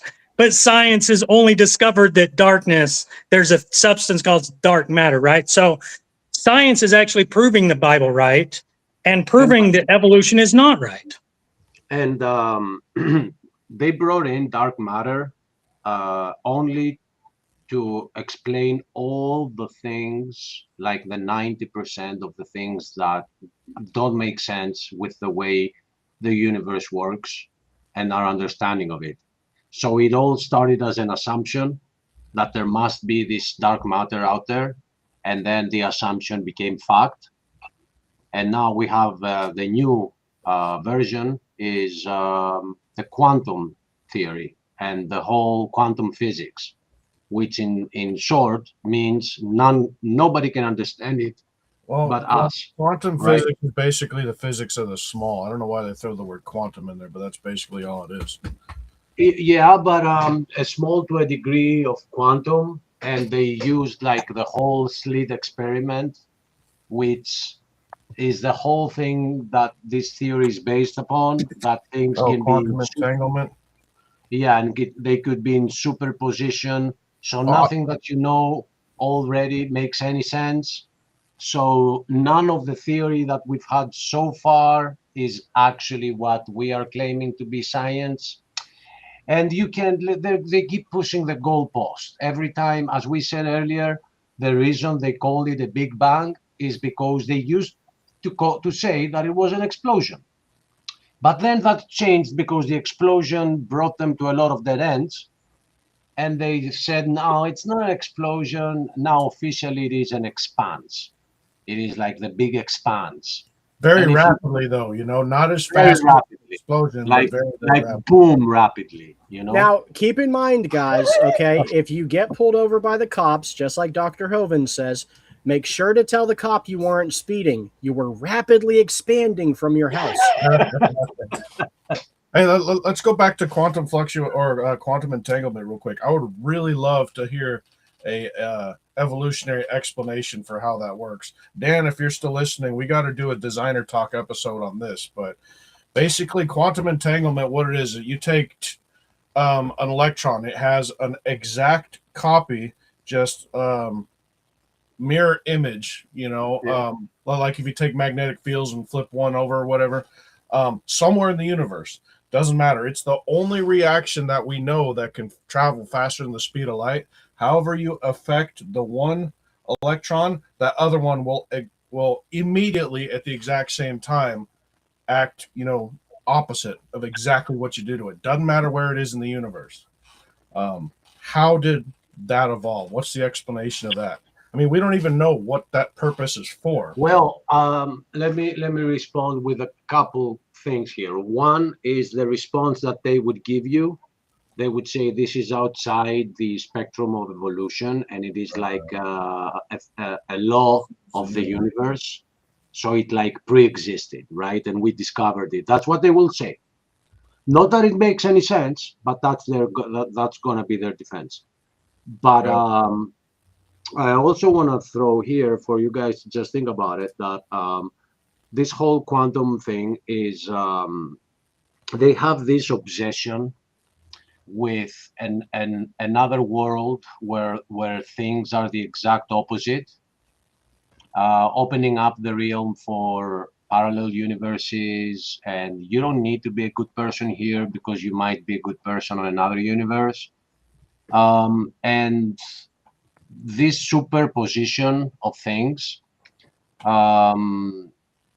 they are obsessed with this, Satanism is, and they call it as above, so below, which is like a mirror image of what is here. There is another place that is the exact opposite. And it's funny that it now becomes science. Like it used to be Satanism, now it's slowly becoming science. The other thing you said is that it's the faster thing that we know is the speed of light. I will disagree, and I will tell you that the fastest thing we know of is the speed of thought, because the minute I think of something, I can already get myself there. But then I meet all these evolutionists, and I'm not sure. You might be right. The speed of light might be the fastest thing, because they're not that Speed of fast. smell is right up there also. You know, guys, I used to think that all of us here at Proverbs guys were just kind of simpletons with passion. But the more evolutionists I meet, and their great rebuttals are or you guys are dumb, it makes me think we're freaking geniuses. And Compared. Donnie, Compared, right? comparatively correct. Right. And Donnie, the best thing you could do to help prove evolution is to stop defending it, because you are really bad at apologetics for your religion. Hey, I think Donnie. I think Donnie is way behind on modern science. I'm seeing arguments from like a long time ago that have no bearing on his modern science right now. Like modern science right now, why are they adjusting going from Big Bang to expansion? Right? They're having scientific problems because the more they dive deeper into their own theory, it's funny because they're denying God at the same time, but yet describing an intelligent creator at the exact same time. And they're really having a hard time with it. Can I ask you guys this question? I want to see if any of you guys, even in the comments, know who made this quote. It says, "The impossibility of conceiving that this grand and wondrous universe without our conscious selves arose through chance seems to me the chief argument for the existence of God. But whether this is an argument of real value, I have never been able to decide." Who said that? What is Albert Einstein for evolution is ridiculous? No. No? Nope. Even worse. Charles Darwin. Ooh, he said something that was correct? Gross. I mean, sorry to interrupt like that, but you were just hitting that exact point that he was talking about, brother. Well, it goes worse than that, though, because they can't even explain what caused the Big Bang or the rapid expansion. All they know is that the universe is sitting there smoking a cigarette and watching reruns of Forrest Gump, and then poof, rapid expansion. But no cause for the effect. They'll never be able to explain that. All they say is, we don't know. I thought they was watching a 2001 Space Odyssey, not Forrest Gump. It could have been that, but I don't know. You know? Still, the question is what caused it, and they never have the reason for the cause. They never will. In the beginning, God created the heaven and the earth. Well, you know, what was it? Donnie brought up invite a biologist on for a show how much you know about science. Here we go. It's another one of these cloak and dagger situations, smokes and mirrors, right? Because if that did happen and we had a biologist come on, they're going to say we can prove evolution because we've witnessed it in our own eyes. This is their argument. But again, it was mentioned earlier. They're taking something that is already living, then they will take something out of it and then put it back in and say, ha ha, we just proved evolution and we were able to create our own things. Or then something like a virus will come along, right? And you'll see adaptation to the virus and prove that is macroevolution. And they're not the same thing, but that's what they do. They want to come on and sound smart with their biological degrees. But what it is it's always smoke screen. They cannot, as of today, we have this scientific fact today. There is not one fossil record of any transitional species of any kind anywhere discovered. And the other thing too is every single fossil that we do find of any animal at its greatest is always in its completed form, never in its transitional form. So but this see, if you draw a line from that to a new one, you can see the connection. There's right. a line, it's direct line there connecting them. So it must have Yeah, evolved. just like I ate a baby T-Rex, a couple hours ago. I mean, the line is so obvious. And we're the morons. That's the beautiful part. We're the Yeah. morons. Yeah, they have the audacity to call us stupid. I'll just go on finding some joke. I would like to ask Donnie. He's always making all of these claims that we can prove you wrong. You guys are liars and stupid people, or making stuff up, right. Just like this last one. No, they will shoot down all of your talking points in real time. Well, why can't you if you're so right? Why can't you come on here and prove us wrong? You can't. You always say somebody else can do it. The proof is out there, but yet it's never presented. When we hear from these people, it's always, well, I witnessed evolution. Well, I'm sorry, but I would like to see that happen. Were you able to watch a dog create a new fish, a freshwater fish? Right? Where is it? You guys always talk about everything. There is no transitional animal of any kind anywhere. They'll go to like the well, right? The well has hip bones. To these scientists and biologists, they claim, well, the only reason a well should have a hip bone is because it used to be a land mammal. Well, I don't know. I'm pretty sure there's more reasons than being on land to have well bones. But this is their argument, right? DC, you just inspired me. They're always talking about our God of the gaps, but their God of the gaps are the missing transitional fossils. Right. They can only claim one God of the gaps for us, but they have millions of gods of the gaps. Yeah, it's just bigger. Isn't that a clothing store? Right. So we have a mechanic that's not a biologist that says that we won't bring on a biologist. So therefore they're right, we're wrong. Hey, you know guys. what? Bring on a biologist, because can I read you something? Yes. After we say hello to the president. We have to say hello to the president. We got to get a recording of that. This is exactly the problem that evolutionists don't want to deal with. Because it always comes back to, if you can't solve abiogenesis, you cannot claim evolution. I don't care what later argument you have about a whale having bones in their, hip bones, right? So to go from non-life to life, you have to have information created before anything can begin. We know that as a fact. Information is evolutionist's biggest problem, because you have to have information to create something. Now, the simplest organisms, single cell organisms, right? They're complex. They are as complex or more complex than the human body that we have now. So how do you go from non-complex doesn't actually exist in biology? I would like to have a biologist come on here. If you claim that a biologist can come on here and disprove us, I want to see a biologist show us how you can create the simplest cell organism that exists, right? And so I'm going to read you a few things. Despite being the simplest forms of life, all basic cells share an essential components.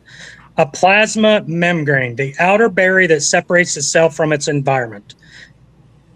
Again, proteins and these things put together is what creates these membranes. How can you get these complex structures from nothing? Yeah, You this can't. is.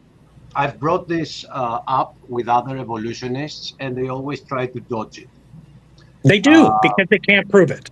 because the cell is as complicated as a city, and it has the cellular membrane. If you study the cellular membrane and how many lipids it has, I think it is 70,000 in a single celled organism. And that 70,000 is different on the outside than it is on the inside. So that 70,000, those 70,000 lipids all over the surface of the cellular membrane, they do not allow foreign things to enter the cell.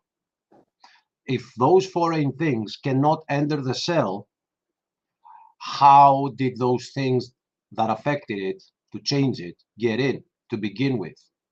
Like what DC brought up is, I've heard a lot of biologists talk about it, a lot of synthetic biologists and chemists talk about it. It is not possible. The cell itself, if we go back all the way to what is called our first like predecessor, it is so complicated that you cannot call it primitive.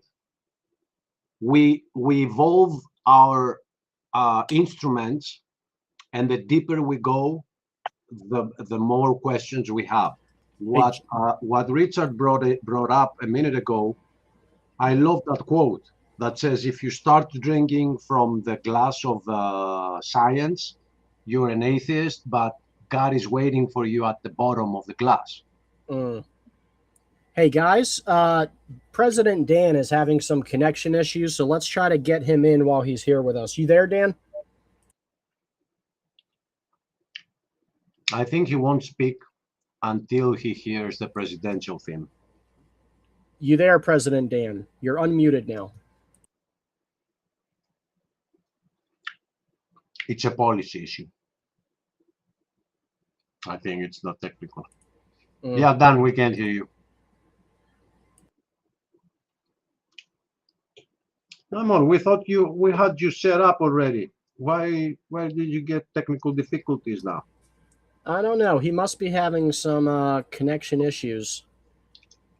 Open up your Wi-Fi, Dan. We're having a great episode tonight. It's really good Creationists. And Donnie, we're going to include you in with Creationists tonight because you're making so many excellent points on our behalf. Thanks.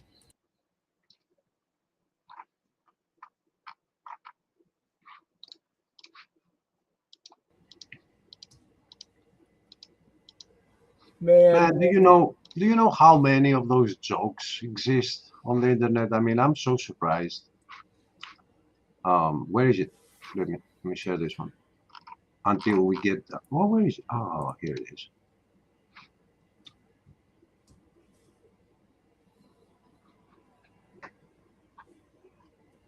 Like, you have to have like that evolving and then finding the other evolved part that has actually counterpart that has actually evolved, the reproductory organs, the opposite to yours. Oof, that's like, chances are so high for that happening.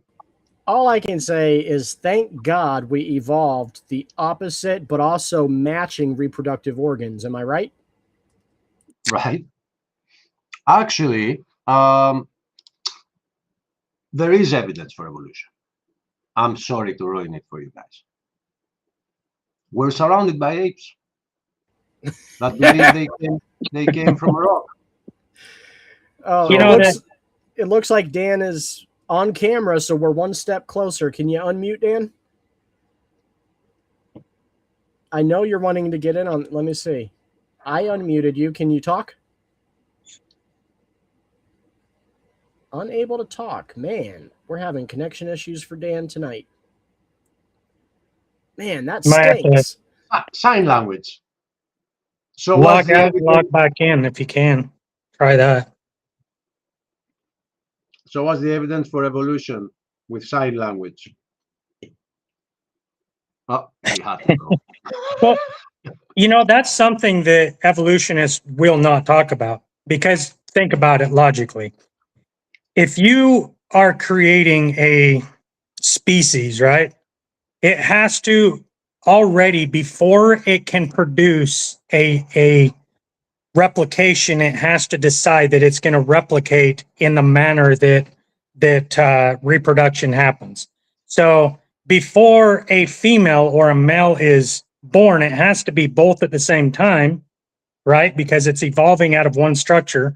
So then it has to split into two. Well, you can't split a cell or a human being, right, into two like you can a cell, right? So how do you go from a single structure without being able to reproduce and then be able to create the information, copy it, split it, and then have the perfect structures for both male and female to be able to reproduce that. The reproduction of all animals is that it's simply an avoided subject because the science you can't do that because, like you mentioned earlier, right? They have to evolve completely separately together. But that's actually after it was created. The problem is creating that division. The information, it's always, the fascinating thing is everything, it doesn't matter where it comes from, And information has to exist before anything can happen. and here's the thing, DC. If we were hermaphrodites, why did we change that? Why did we split it into male and female? Why didn't we Hey, remain that way? I think Right. Dan actually found his microphone. Do we? Yes. No, I had my tech guy. No, actually, it's my little son that I lead astray. No, actually, that's a long time ago joke. But yeah, Philip figured it out. So, hello, everybody. This is You awesome. see, children are handy, especially when it comes to technology, Dan. Yeah, and so, and two, I'm not stupid like you guys. I have a science degree in horticulture. So, there you go. I'm not the town idiot, Mr. Tech Guy Vice President. So Dan has a science degree. Achilles has a science degree. I never graduated, but my degree was in political science. I just decided I didn't want to continue paying to be brainwashed. So all of these science degrees, it's so weird that we're morons.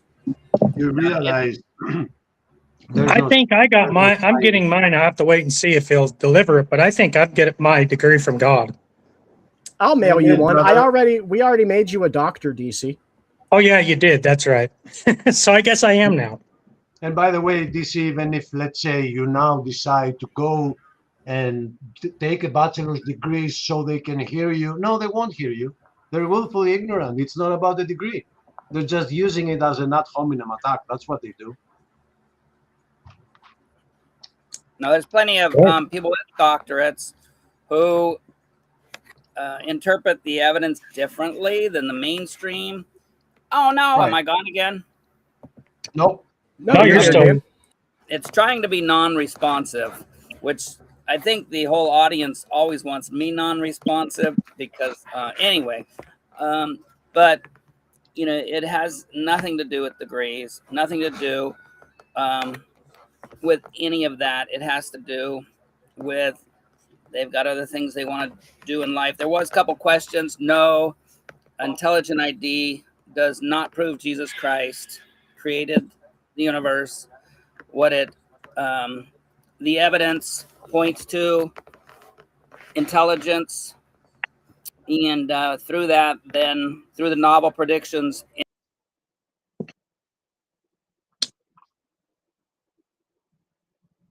Now we lost you. Shoot. I want to make a comment on something while he's hopefully coming back on. Is I owned an excavation business and I hired several employees, and I always struggled most with the ones that were seeking a job that had a construction degree from a college.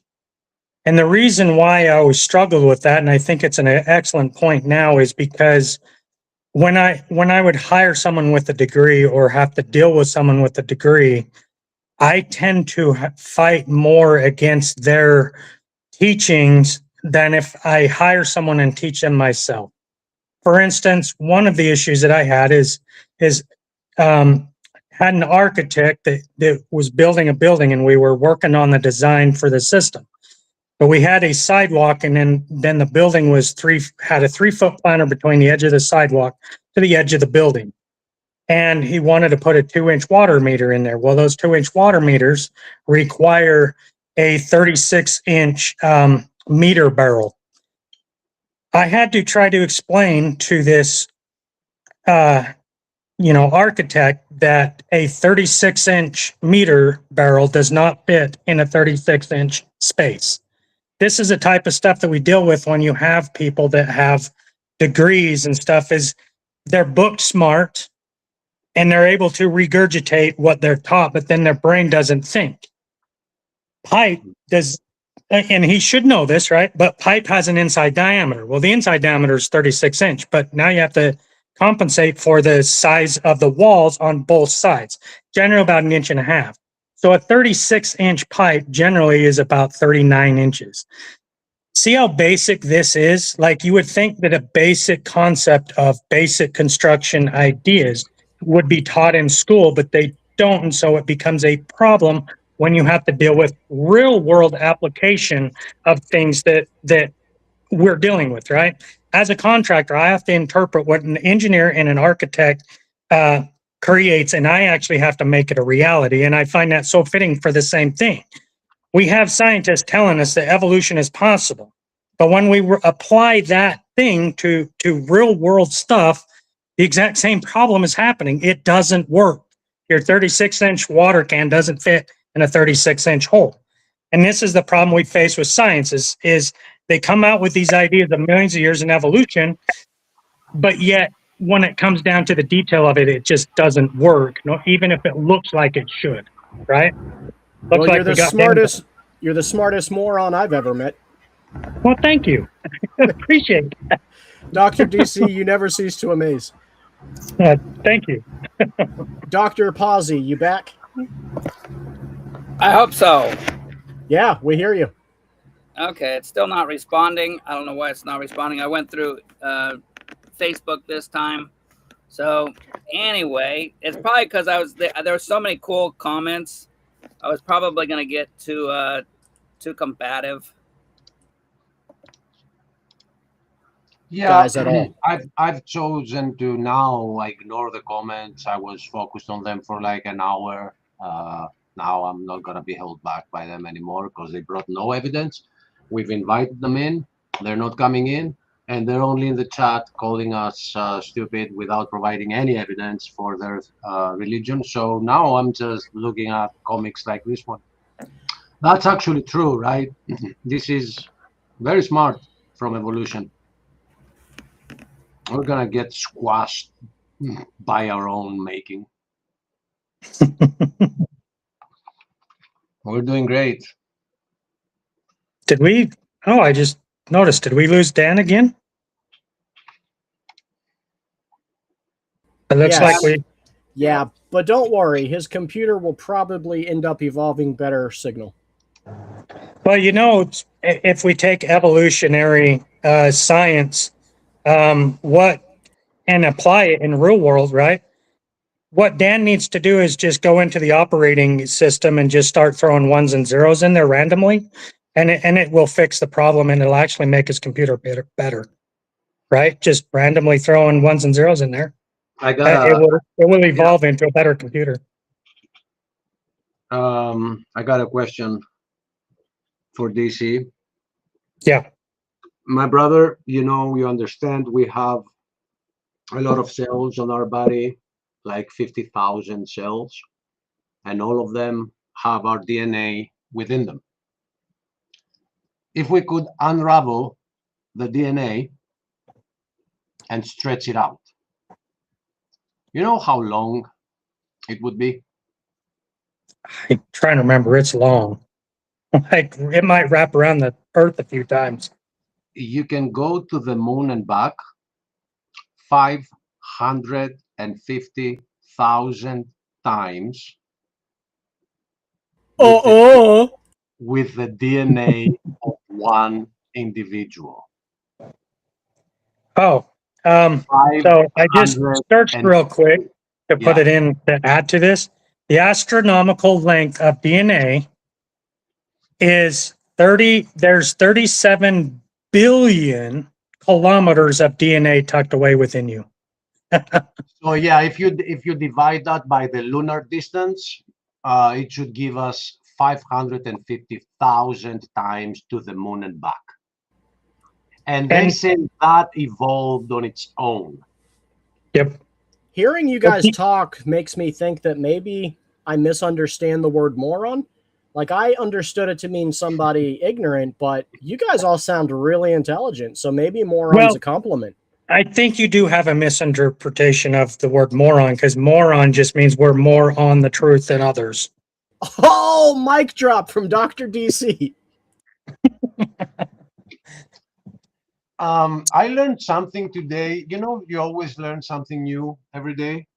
Now, please don't laugh at me. You probably knew this already. I didn't. Okay? Do you know who gets a Darwin Award? Well, it ain't Darwin, because he didn't believe in it. So let me verify that, because I heard that today. Darwin Awards are for stupidity. So if you do something that is like dumb, you get the Darwin Award. Did you guys know that? Yeah, I've heard that, definitely. It's true. So, okay, I'm reading. To be considered for a Darwin Award, a nominee must meet several strict rules established by the project's founders. The individual must be dead or rendered permanently sterile. The candidate's lapse in judgment must be astoundingly unique, bizarre, and sensational. The individual must be the primary cause of their own demise. The candidate must be past the age of legal consent and free of mental defects. The event must be, I don't understand exactly what it is, but it's funny that they would name it Darwin Award.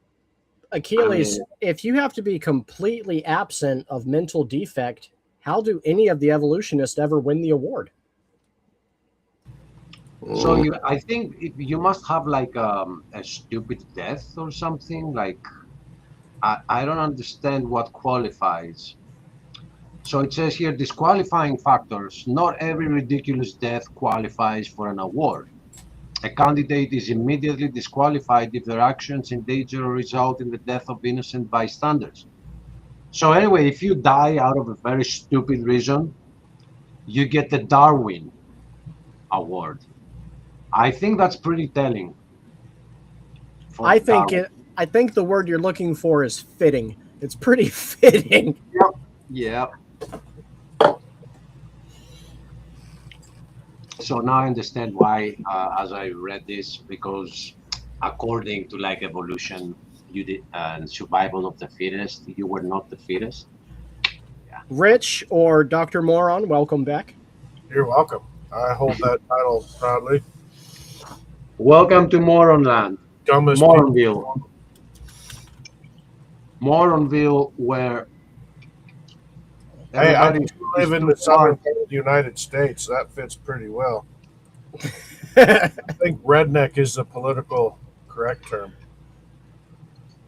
Now, whenever we put out this evidence and they call us morons, it just makes me think of the Princess Bride. You know, I don't think that word means what you think it means. Well, all I got to say is never mess with a Sicilian when evolution is on the line. I mean, honestly, guys, I said it earlier, and I really mean it from the bottom of my heart. I'm starting to believe that every evolutionist is deaf. It's the only way they can't hear how stupid these theories are. But again, it just goes back to the subject is they're taught an idea in school as facts. But the difference between school and living in reality is school doesn't match reality. And that's what I was mentioning earlier. When I had a hard time hiring people with an education, I was always fighting things that I had to, deal with the brainwashing. Book smart doesn't work in reality. And that's when you apply evolution. Evolution is a book smart thing. They'll teach it in school and brainwash you to tell you it is fact. But when you go to apply it, it simply doesn't work. And I'm going to hound this over and over a million times from here on out. So just get used to hearing this from me. Information is the biggest problem for scientists. This is their biggest hurdle that they cannot overcome. We want to go back to the DNA code, right? Because So, everything that's on the screen right here, the tree of life and everything that all life, all life has DNA in it. What is DNA? DNA is just like it's a code. It acts as a biological operating manual. That's literally what it does. It tells all of the structures, the complex structures that are built within a cell to do what, right? It's do this, do that, replicate this, or if there's a damage, if I get a cut on my arm right here, the DNA tells the mechanisms within itself to, you need to repair at this location. And so this is what tools you're going to need to repair that specific thing. And so to do that, they have to take the information and then apply it to the body. The information is the biggest hurdle because without the information, nothing can live. So the question comes back to, where does the information come from if it's not from a designer? That's the problem, right? and You can't. yeah, and may I throw something else here? There's something here in this picture that we are seeing that is actually uniting all this, and that is the lack of evidence on every single branch that you see here. Even if you go all the way down where it says origin of life, there is no evidence for it. There is no evidence for that. There is no evidence that that became something else. And you go all the way up, there is no evidence. So yeah, if we put the title here, The Lack of Evidence, this is actually a very accurate treat. I can't believe you guys don't understand this. It's so simple. You can't see the lines on the paper connecting these things that are totally unrelated. You know what? I didn't see it until now. You're right. Those lines is actually connecting God. So the lines and branches are God. Right.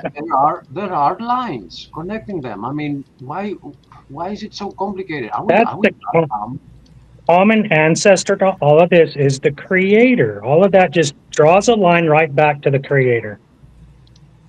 Amen. Well, the creator did them theology from. He did them in parallel. He didn't need to make them like one after the other one, like a series.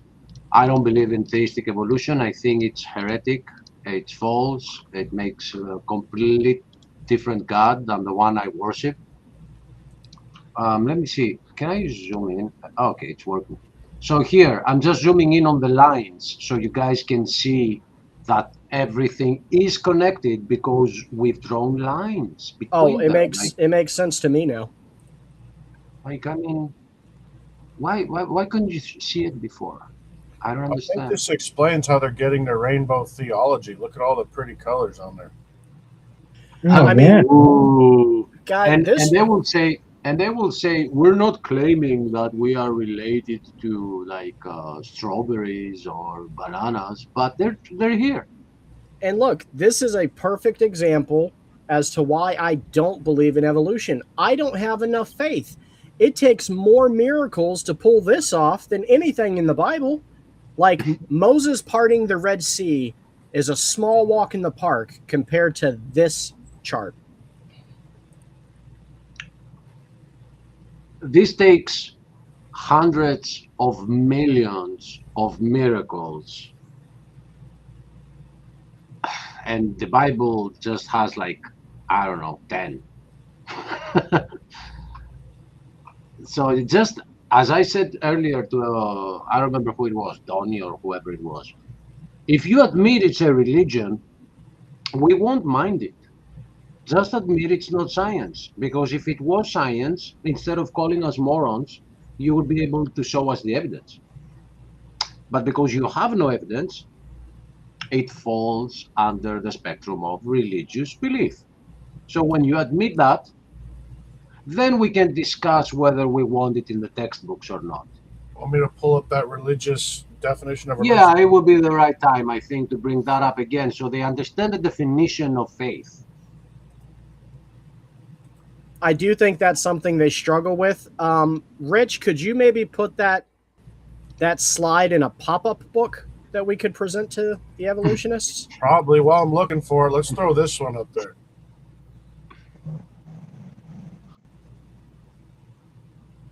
Just for the fun of it. Oh, Right? they don't want to go there. That's a bad one for them. And look who said that. Bad Because guy. we've brought that argument before, and what I heard from an evolutionist when I brought that up was, "Why are you saying that God did this on purpose? So we're all unique?" I said, "Yeah, like duh." But that was Newton. All right. So if you have an issue with that fact, you have an issue with what Newton said. Why are you anti-science?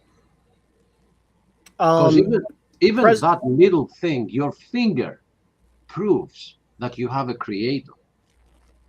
President Dan says you're wrong, Achilles. It would take trillions of changes.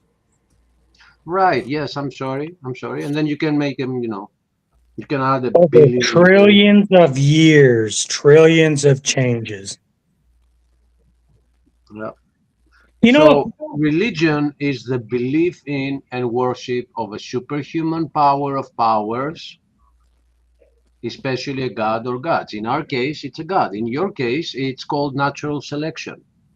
The minute you throw in the word natural selection, it fixes everything. Another one is time. Give it a little bit of time and it will happen. How can the cow turn into a whale? Through time. Time. Oh. I think science should come out with an experiment since they claim that time is evolution's best friend, right? Why don't we take something like an alligator and shoot it out into space at light speed, and then when it comes back, we'll be able to see the evolutionary change recorded in short amount of time because of the time dilation, right? I can answer this one. I'm actually from Florida, born and raised, and it's a well-known fact that alligators hate space. Oh. Yeah, they don't like it. How about crocodiles? Are they better or are they the same? I can't speak for them, so I'm willing to shoot one off. I bet an Aussie crocodile will go anywhere. Anything in Australia, they don't care about anything dangerous. As long as they're not in my space, I'm fine wherever they go. Mr. I haven't Dustin, had MySpace in years. Mr. Dustin Buck, welcome to the panel. Did you want to help kick around evolution a little bit? Well, I have an interesting question. Sure. How can you have a law of monophily and then a law of divergence? You mean coexisting? Can you repeat that? I didn't hear it. You're a little low. So you have evolution both encompasses the idea of monophily, which is the idea you cannot break your clade, and evolutionary divergence, the idea that clades break themselves over long periods of time. Mm-hmm. A little bit contradicting right there, huh? Well, here's the thing. They say all life comes from one singular source, one singular clade. How do we have multiple clades if you can't break your clade? Yeah, I wish they were around to answer that, but they're too smart to come in here. They'd rather stay in the chat. How, Sway? Make it make sense. How do you have one become many with a law that says you can't do that? How, Sway? Make it make sense. That's definitely a theme because the entire universe came from one single point, right? It's singularity, and evolution is the same thing. It's all life came from one single cell that decided to make everything. We have a mammalian and an avian clade. They're two separate clades. They cannot interbreed. There's no link between the two of them except for millions of years ago, supposedly.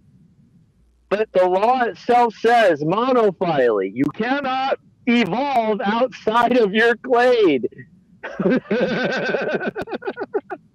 He's just having fun. Huh?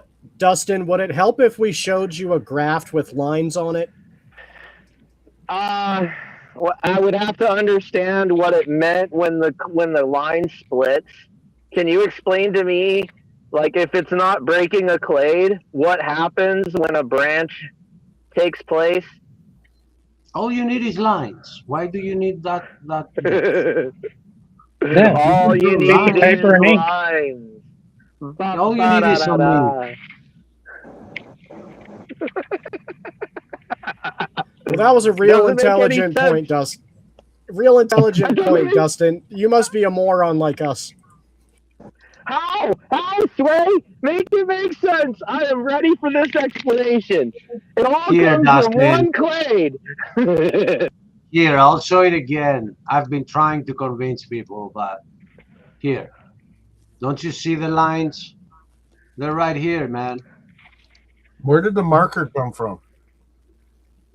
Oh, good question. Hey, where are markers on this tree? They came from the Big Bang. They were created by a star exploding.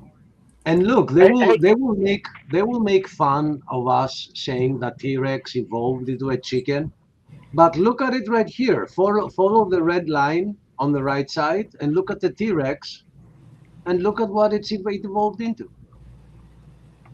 I don't think the Big Bang created markers. The theory is so Doc, stupid. I think the I'm sorry. universe must have been sniffing markers to cause the cosmic sneeze that was the Big Bang. Hey, It Steven, evolved from the periodic table. What's that, Hey, DC? Steven. I said the marker evolved from the periodic table. You know, when rain and everything comes down and the certain elements came together, that were the elements that needed to create the marker, then it created the marker. Oh, the And they get radioactive into space separate- dust. Yes. Hey, And they get into Hey, separate Steven. containers as well. What's up, Dustin? hey, I've always wanted to ask an atheist this question. How does racism develop in a world absent God?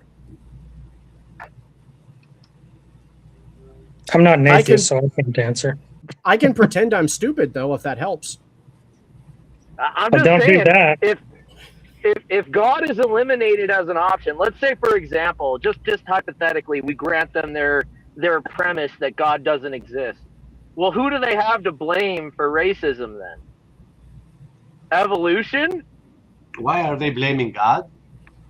Yes. Because our God says all blood, we all share one blood. That's correct. But that's got nothing to do with anything. According to them, there is no God. I know, it's facts. I mean, who cares for those, right? Correct. But if we grant them their premise, who do they have to blame for racism? Evolution. That's it. Evolution, Right. evolution is indeed a very racist theory. It is. And the original book of Darwin, which we know as natural, what was it? The preservation of the preferred races. Yeah, that's the subtitle. That not many. The origin of species. Yes, the origin of species is the original title, but then it also writes right at the underneath that, or the preservation of favorite races in the survival for life, and it has been used by communism. It has been used by Nazis. And they're saying that, oh no, Adolf was a Christian. Yeah, not only wasn't he a Christian, but I happened to stumble upon one of his quotes the other day, so I saved it. And surprisingly, a couple of days later, I need it. So I regard Christianity as the most fatal, seductive lie that ever existed. Adolf Hitler, as quoted in Larry Azar, 20th Century in Crisis, 1990, page 180. So he was not a Christian. He believed in evolution. It was the new thing at the time after the whole line from um, uh, Leo was who came up with geologic column, and then we had Darwin. There were other intermediate steps, but it was the theory of the time that the human race, for it to evolve, it had to get rid of the inferiors, and that's what he did. So racism is 100% a part of evolution. Evolution. Well, not only Well, not only did Adolf Go Hitler ahead. like evolution, he was obsessed with the theory of evolution. And eugenics. That's why he married Social his cousin. Darwinism. That's why he married his cousin. Yeah, because he wanted to bring a superior. That means Hitler was a redneck, right? If he's marrying his cousin. Inbred. No, not Hitler. Could Darwin. also be a Sunni or a yes, Shiite. you're right. I'm sorry. I thought you Yeah. heard you said Darwin. No, Okay, my brain got- Darwin married his cousin because he believed that they could create a superior race Yeah, in yeah, his family line. But what's not funny, but very sad actually, is that most of his offspring died of abnormalities. yeah. How deep down the evolutionary chain do you want to go? Oh man, this is just the scratching the surface. Have you ever heard of what the Soviets did to try and prove evolution? No, what'd they do? Oh man, they engaged in all kinds of surgical experiments. You think Mengele is bad? You should research what Stalin did.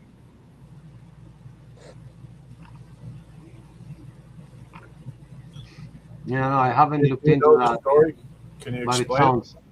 sounds like a lot of tragic stories. Well, see, what Stalin was obsessed with was the idea that the relation between monkey and man, right? And he was obsessed with the idea of interbreeding them to create a superior race of men, right? So, I mean, he engaged in all kinds of breeding experiments. He engaged in all kinds of organ swaps. He actually engaged surgeons to attach two dogs' heads together. And the dog lived longer than the surgical person who received a monkey heart or a gorilla heart. I forget which one it was. That's messed up. I mean, that's what they did, Yeah. right? No. Like they surgically attached a dog's head to another dog. I mean, Well, that was impressive. That's why my opening monologue at the beginning of this episode is that here at Proverbs Guys Ministries, we firmly believe that evolution is the most dangerous and stupidest religion to ever exist. And it is. More hate has been caused on Earth because of Darwinian evolution than any other evil worldview there's ever been. Evolution is not just dumb, it's wicked.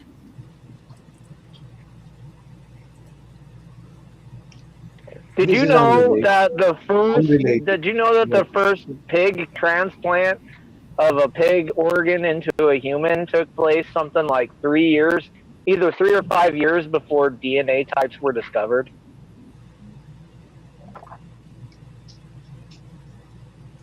It makes sense. And actually, Achilles, that reminds me of the point they always bring up about how close our DNA is with chimpanzees.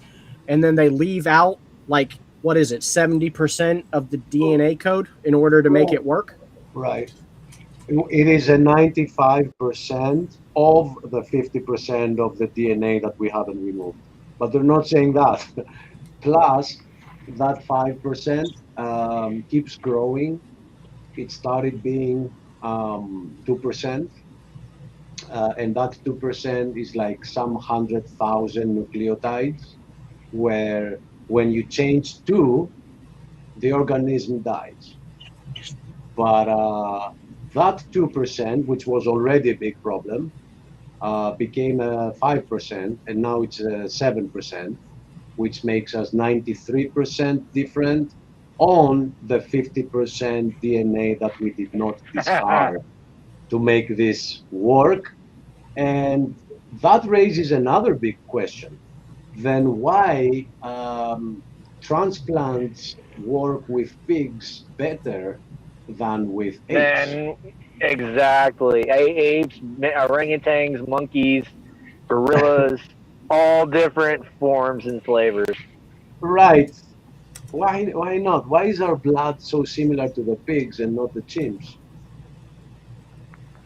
It's not that the pigs don't have to go. Like you will eventually like.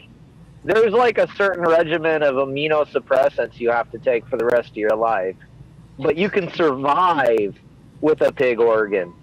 It's not possible with an orangutan, monkey, you name it. Like Yep. we're just too dissimilar in phenotype and genotype.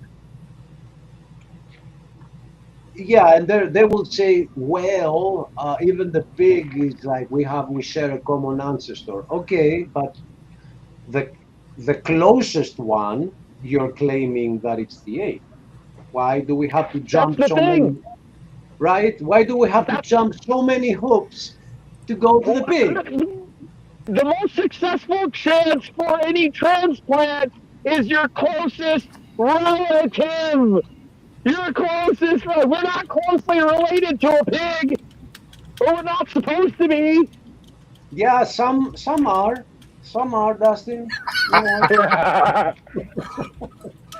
especially lately, if you look around, like we are in an obesity epidemic, so maybe that's why. Hey, Now, you called me fat. who called you fat?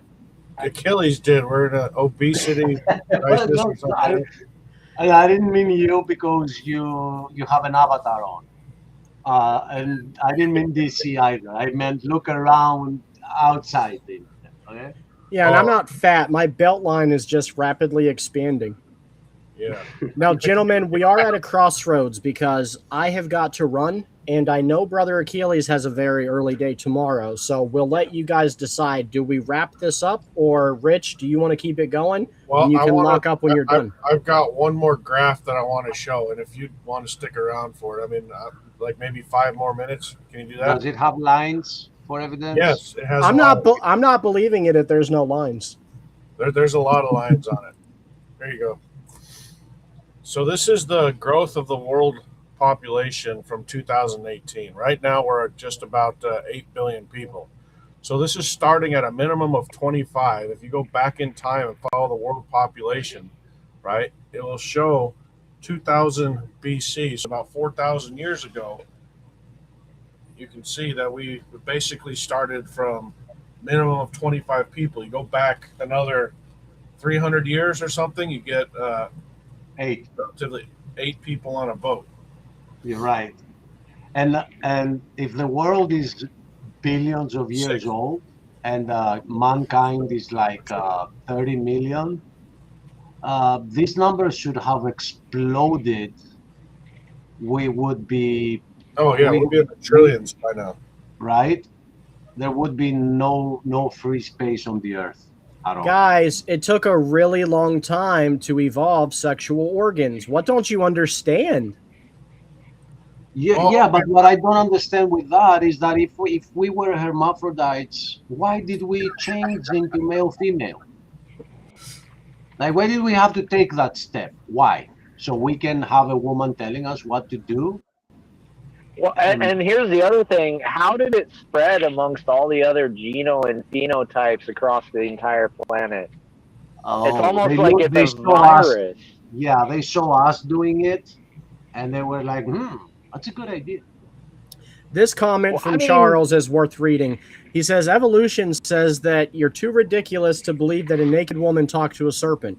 You should believe that the serpent turned into a man first. You're forgetting. We are trying to speak to a population that doesn't even know how to define what a woman is. So Oh yeah, Oh, shots fired. yeah. Don't forget that. probably get attacked if we went down that road. Well, so gentlemen, do you guys want to keep this going, or should we shut it on down? I mean, I'm I just think we getting can call started. I mean, if you have free time, Rich, I know DC and Dustin can keep you going for hours. How is it that an arm, right, or even a flipper from like a Pakicetus can I guess we're sticking like around. like if you're going from Pakicetus to whale, right, and you're a land dwelling animal, your leg is going to be far more useless as a flipper long before it ever develops, and vice versa the other way around. Like, how many generations Hey, do you Dustin. think? Dustin, before we go, this question got somebody asked Ken Hovind that question like a couple of weeks ago, and although I have to admit I'm not watching so much lately of Ken Hovind, I so happened to stumble upon that. So I'm right now on my computer, and I wanna get you the right answer because it's a very good question, and it has an answer. Believe it or not, it does have an answer. So I go to the output, okay, sequence one. Oh, wait, did I delete it? Okay, no, sequence one. Yes, it should be this one. Just give me a second and I'll be right here. Yep, I'm getting closer. Here I am. Okay, getting there. Why do I picture Achilles like digging into his computer files with like a little miner's hat and a pick? I've actually seen that. I have pictures of it, believe it or not. I got it. I got it. Let me share. Let me share my screen, and I'm gonna mute myself so you don't get echo, guys. Oh. Eventually become. Last one, Doc. We'll get out of here. How many years would cows have to swim around in the water for their children to eventually become whales? It's so ridiculous to think about. How many years would cows have to swim around so they could eventually become whales? Their children. Now, they don't. See, it happens slowly, a little bit at a time. The hoof slowly changes into a flipper. That's the whole secret. Slowly. See? Time. This is the pacifier that keeps the evolutionist happy. How could that happen? Given enough time. That doesn't work. Try more time. That'll work, yeah. I like pulling that passy out and watching him scream. I bought him that shirt, by the way. It was a Christmas present.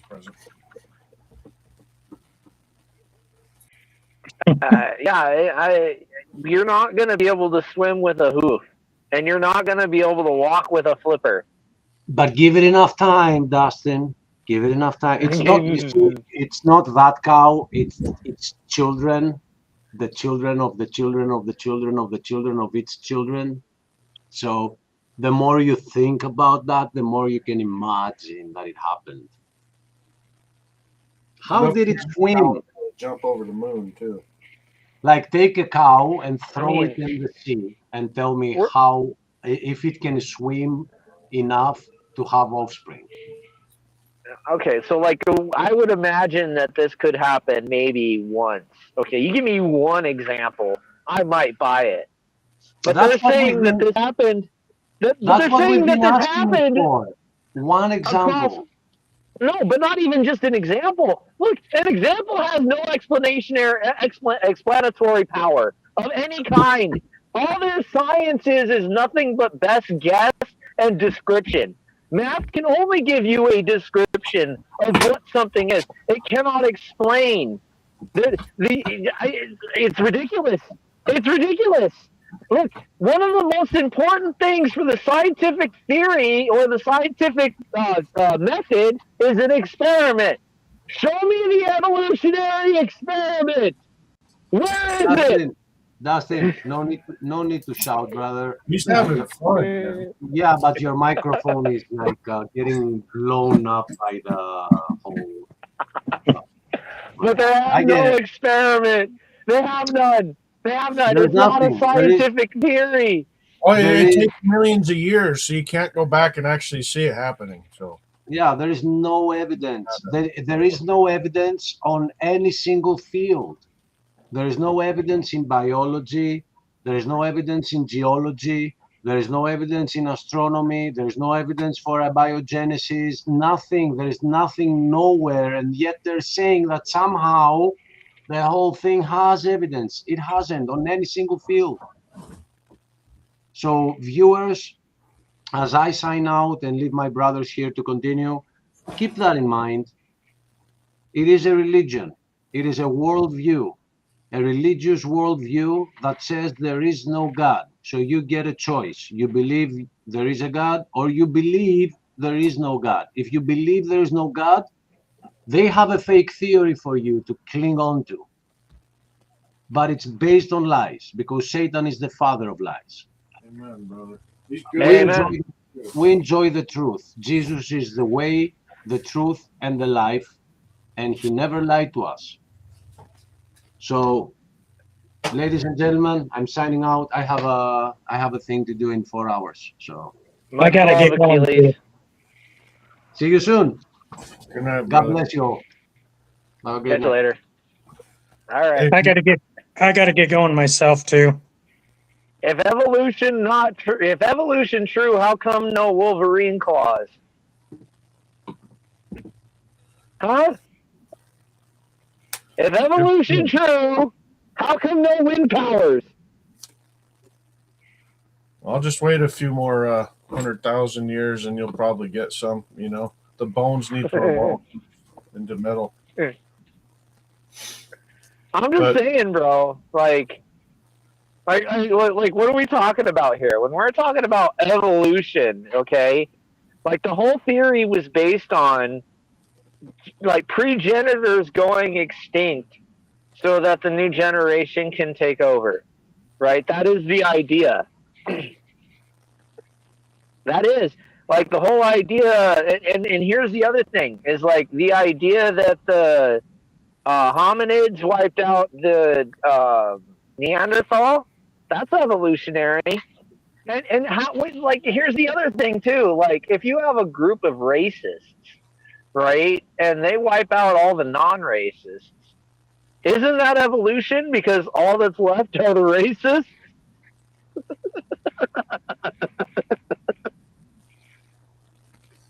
Yeah, the whole theory cracks me up, man. You know, and it's sad that we've come down to that point. You know, it got me thinking the other day, like, who is the most intelligent being on this planet right now?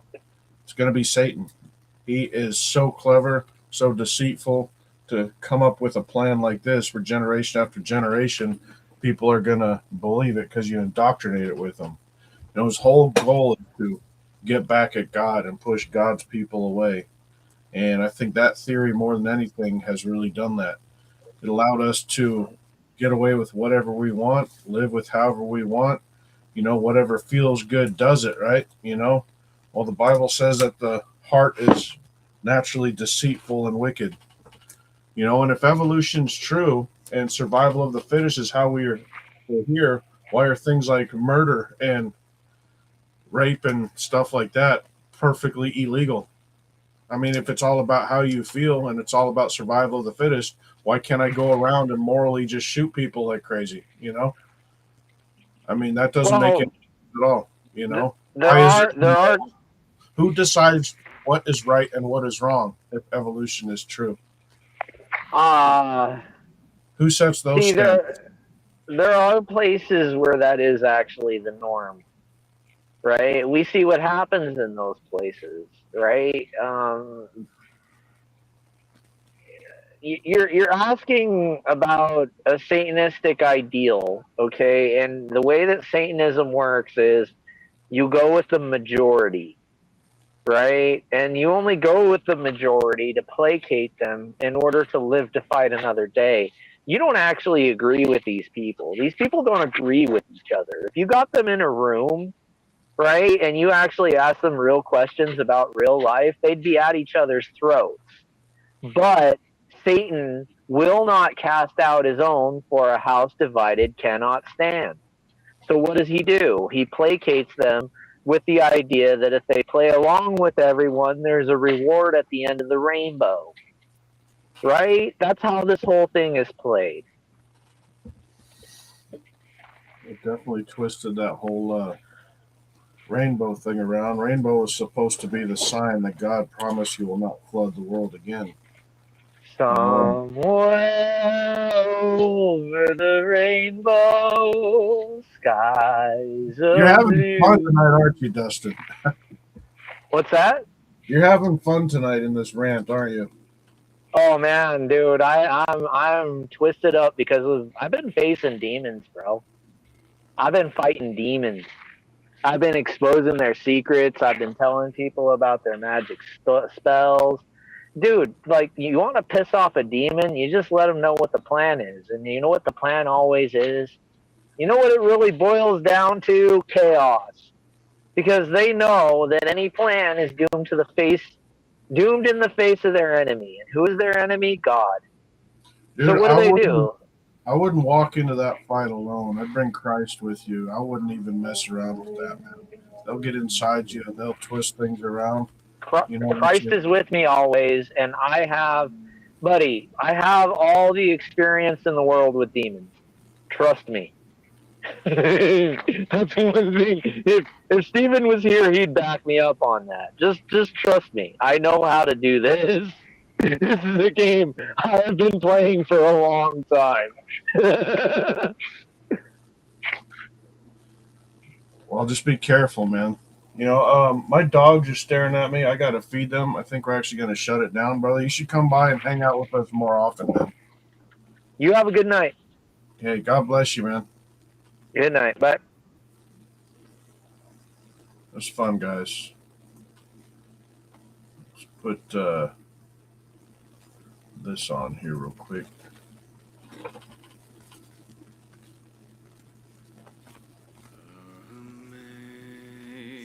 Amazing grace, how sweet the sound that saved a wretch like me. I once was lost, but now I'm found.